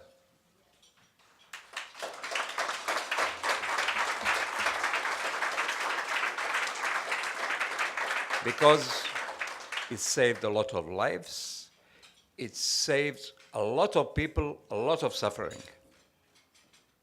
And that was some suffering. And people could talk about the war, but until you actually are there, you don't know much about it. As we had General Sullivan explaining us here what, the mines are, what that danger is. We can talk about people getting out to get some water.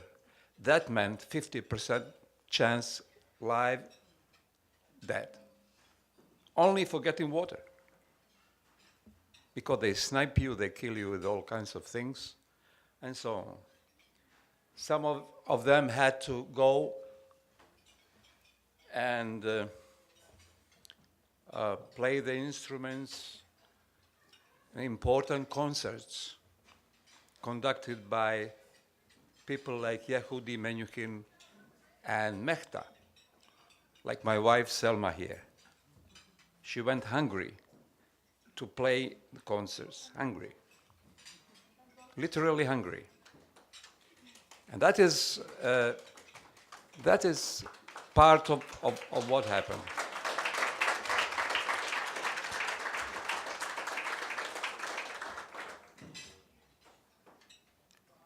So the question is, what do we do now?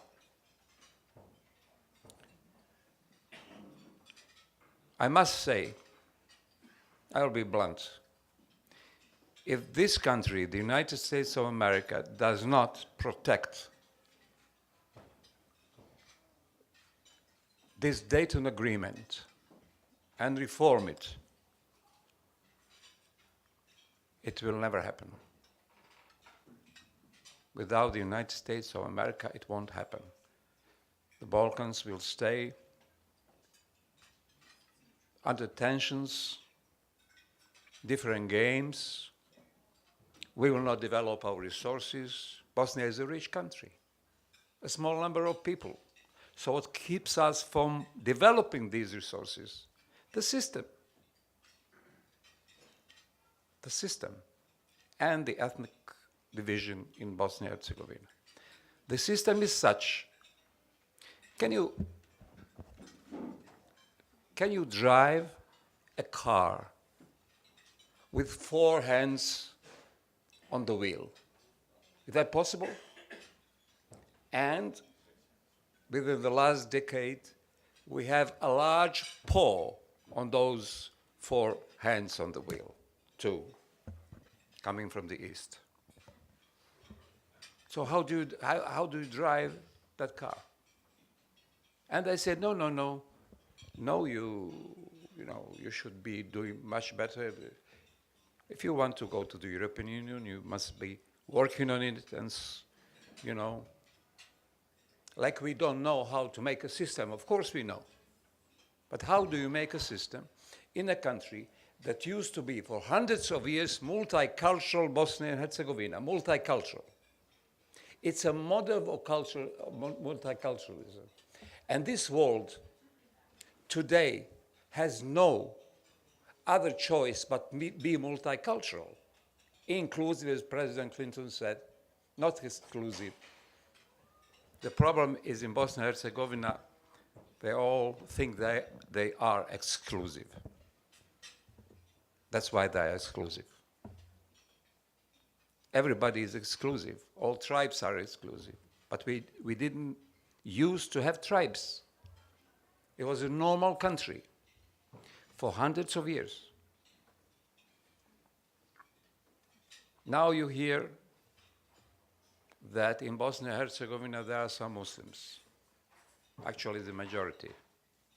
I'm one of them. And now we have a problem because there is Islamophobia. Why? Because there is terrorism. And it's linked. But let me tell you who these people are in Bosnia and Herzegovina. For those who are not familiar with the subject, why there is a problem there? I don't know why.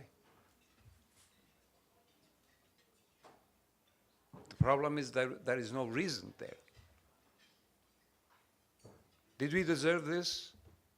To be punished by the aggression and genocide, by the arms embargo coming from the United Nations Security Council, which was not lifted even after the massacres that took place in '92,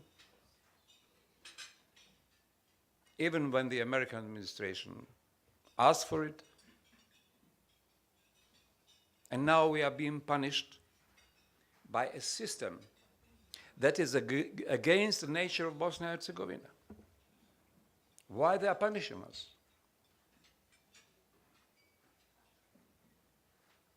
Because there is prejudice,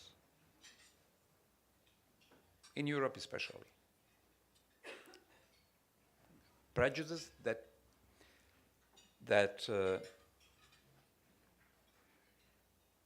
masks everything else. So there are bad people in Bosnia. Who are the bad people? Those who were punished by genocide,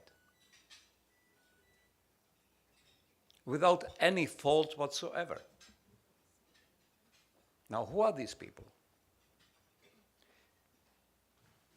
If Europeanness is important, the science says you cannot find older Europeans than those in Bosnia. Those are the studies of Iginea, Switzerland, and so on from 2004. So non-Europeanness is not our fault for the Europeans to, not to accept us. So what's wrong with our record? We have a long record of excellent relationship with those who are not Muslims in Bosnia. For hundreds of years. Imagine in 16th century, Bosnia received an alien people, alien language, coming from Spain to Bosnia because they knew Bosnia was safe. And these people were good people. That people, and some other, but that people, Sephardic Jews from Spain that escaped the tragedy in Spain and the pogroms in Spain. So they came there, lived there for hundreds of years, only to be decimated by the Nazis that occupied the whole region. They were protected for hundreds of years. And then came the Second World War. In 1941, the only community that rejected in an occupied Europe, that rejected the idea of, killing certain groups or people or religions. The only rejection came from a small, vulnerable place and people, which is in Bosnia.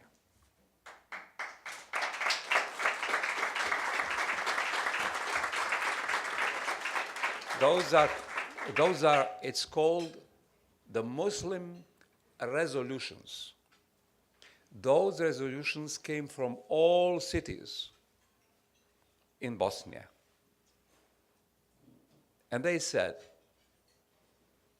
they asked in those resolutions, signed by many people, they asked the authorities to spare the neighbors, Jews, Serbs, and Roma, because they were targeted.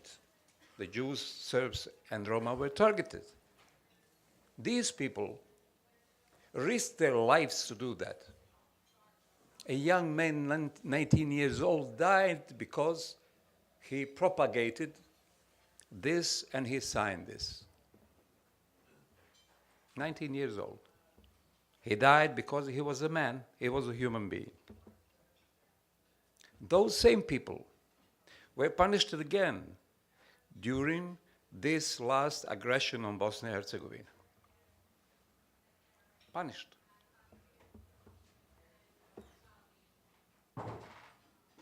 Why do I say aggression? It's because, and this is recently new, the rulings of the International Tribunal in The Hague ruled that what happened in Bosnia and Herzegovina was not a civil war.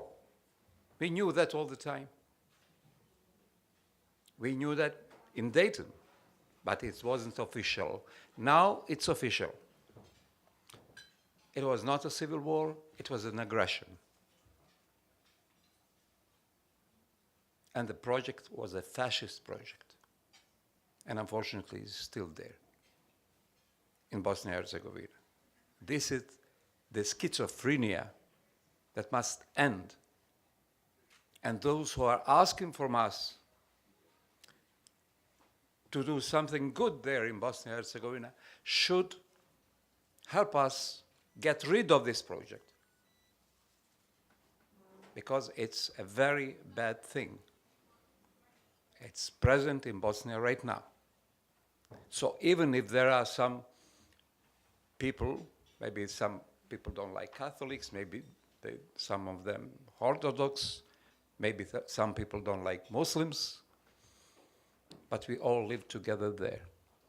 For centuries, a model of multiculturalism is being destroyed in front of the eyes of this very Europe that actually wants to be what Bosnia was for centuries, and has been and will be.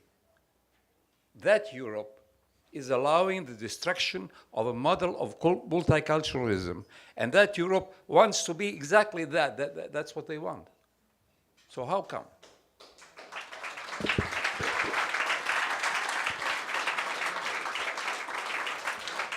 So what do we do now? I'll end by saying what I think should be done. This was the diagnosis. What is the prognosis? What's the therapy for all this? First, let me tell you that the majority of people in Bosnia and Herzegovina want that Bosnia and Herzegovina enters NATO as full member of the NATO. They want the European Union, the majority of them, if you ask them. But they cannot say that because they're not citizens. They're peoples. And peoples are ruled by a small number of people. So you never know what citizens think because they do not exist. That's a system of the Dayton Agreement that must be changed. It's unnatural to Bosnia.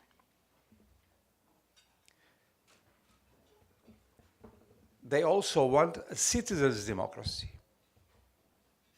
Citizens' democracy, just like any other European democracy. So how do we do this? And I will end this, and then we can eat. Number one, the courts have done their job, but their rulings and their verdicts are being ignored. We have a ruling by the European Court of Human Rights about the discrimination, electoral discrimination in Bosnia. It's called Sejdić-Finci. And other rulings should be implemented in Bosnia. Without that, there is no democracy. We have a discriminatory system in Bosnia. It's not democracy. We have to pretend that it is democracy, but it's not democracy.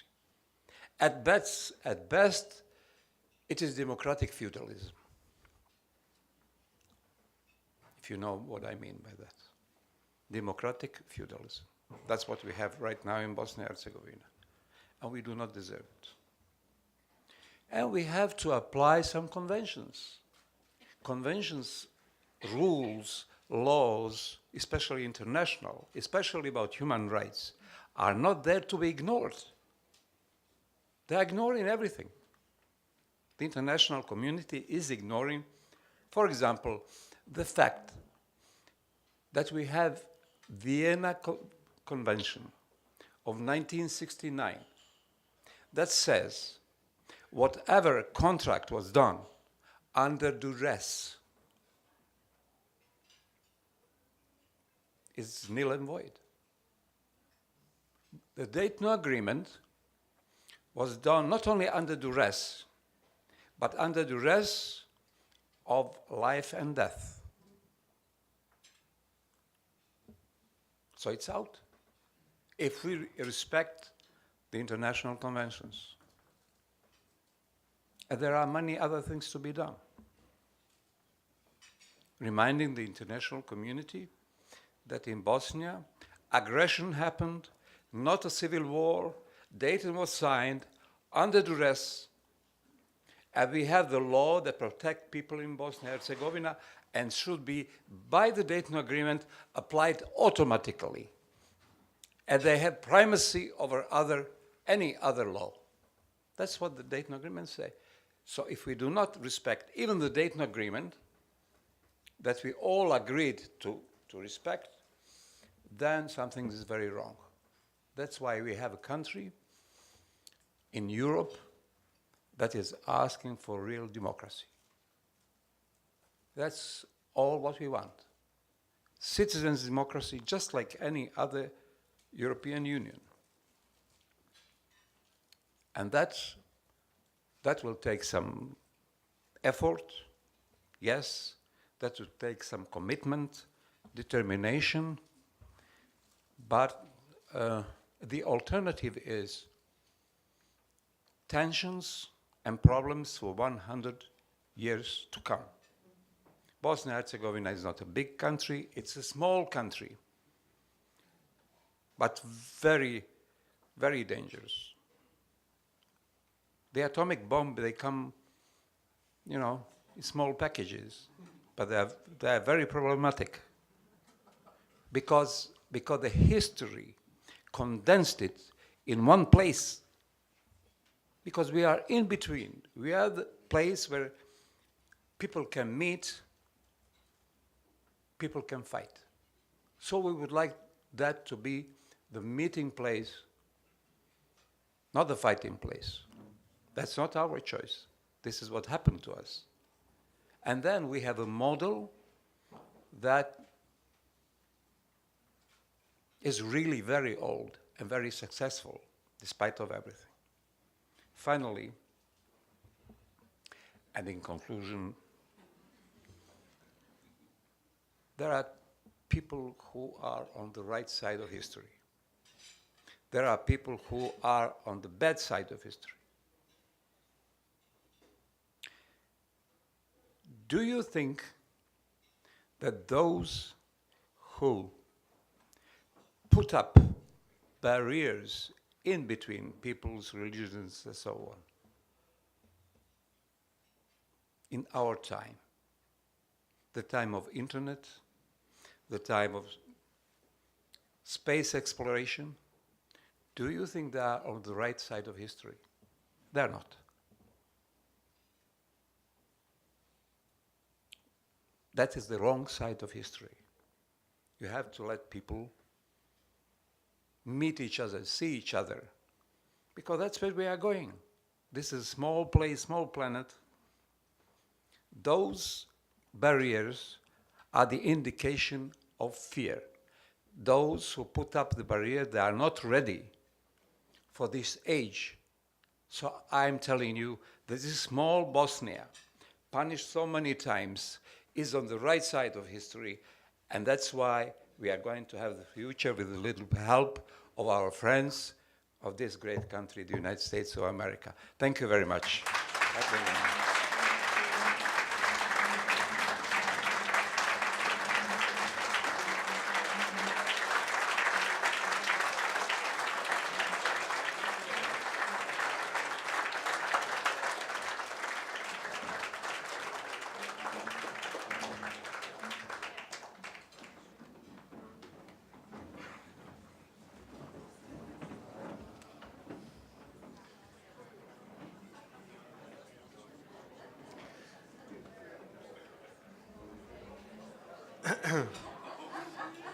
Thank you, Mr. President Silajdžić. Once again, Excellencies, dear honorees, dear Bosnian Herzegovinians, ladies and gentlemen,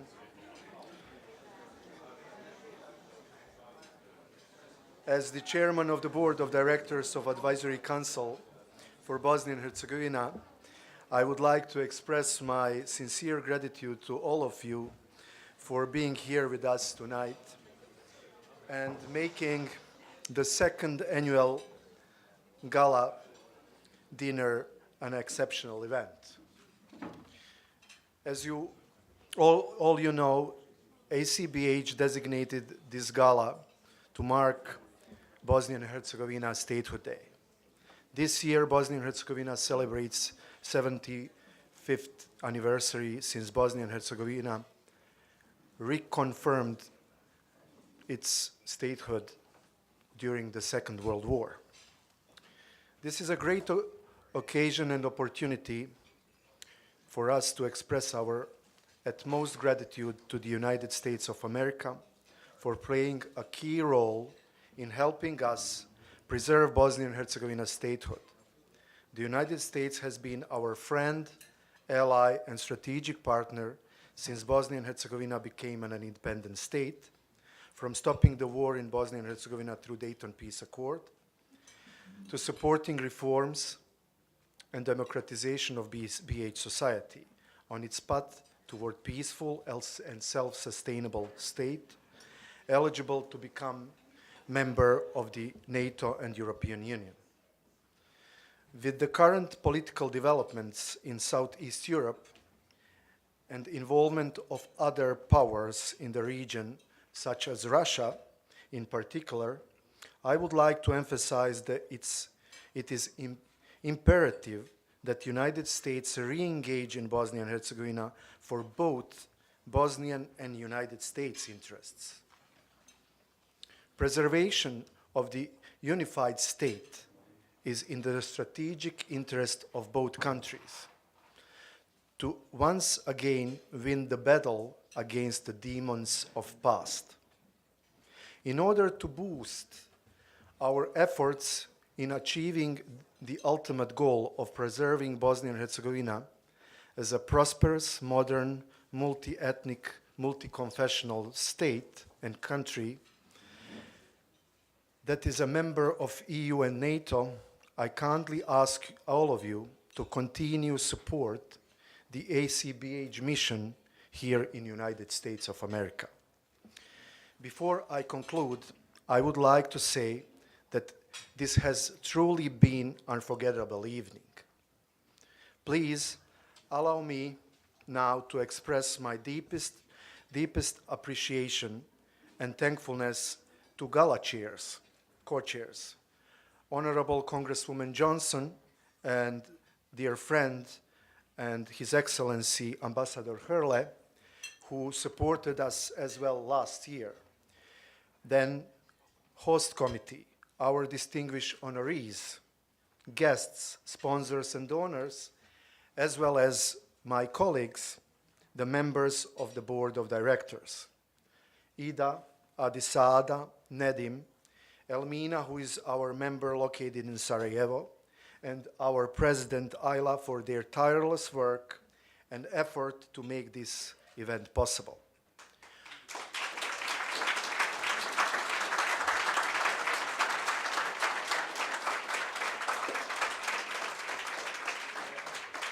Also, I would like to have our volunteers to be recognized.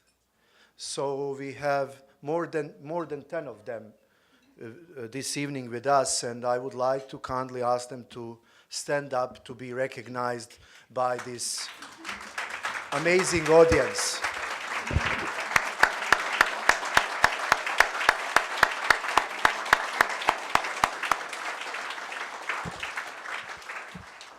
So now I kindly invite my colleagues, members of the board, to join me here at the stage.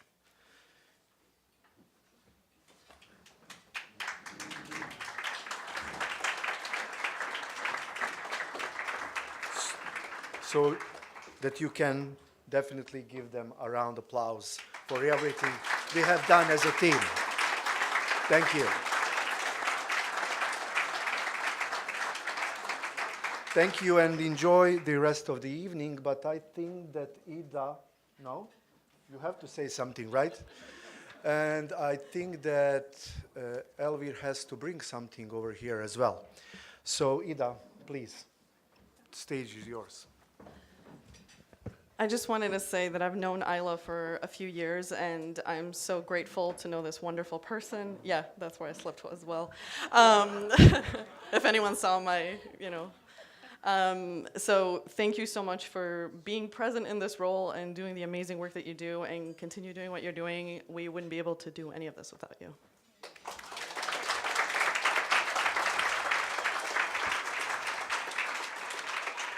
Thank you so much, Ida. And Ida has been with us for so many years, and ACBH is just one of the organizations that she helps. She's also, she is such an excellent community organizer and has been doing this for over a decade.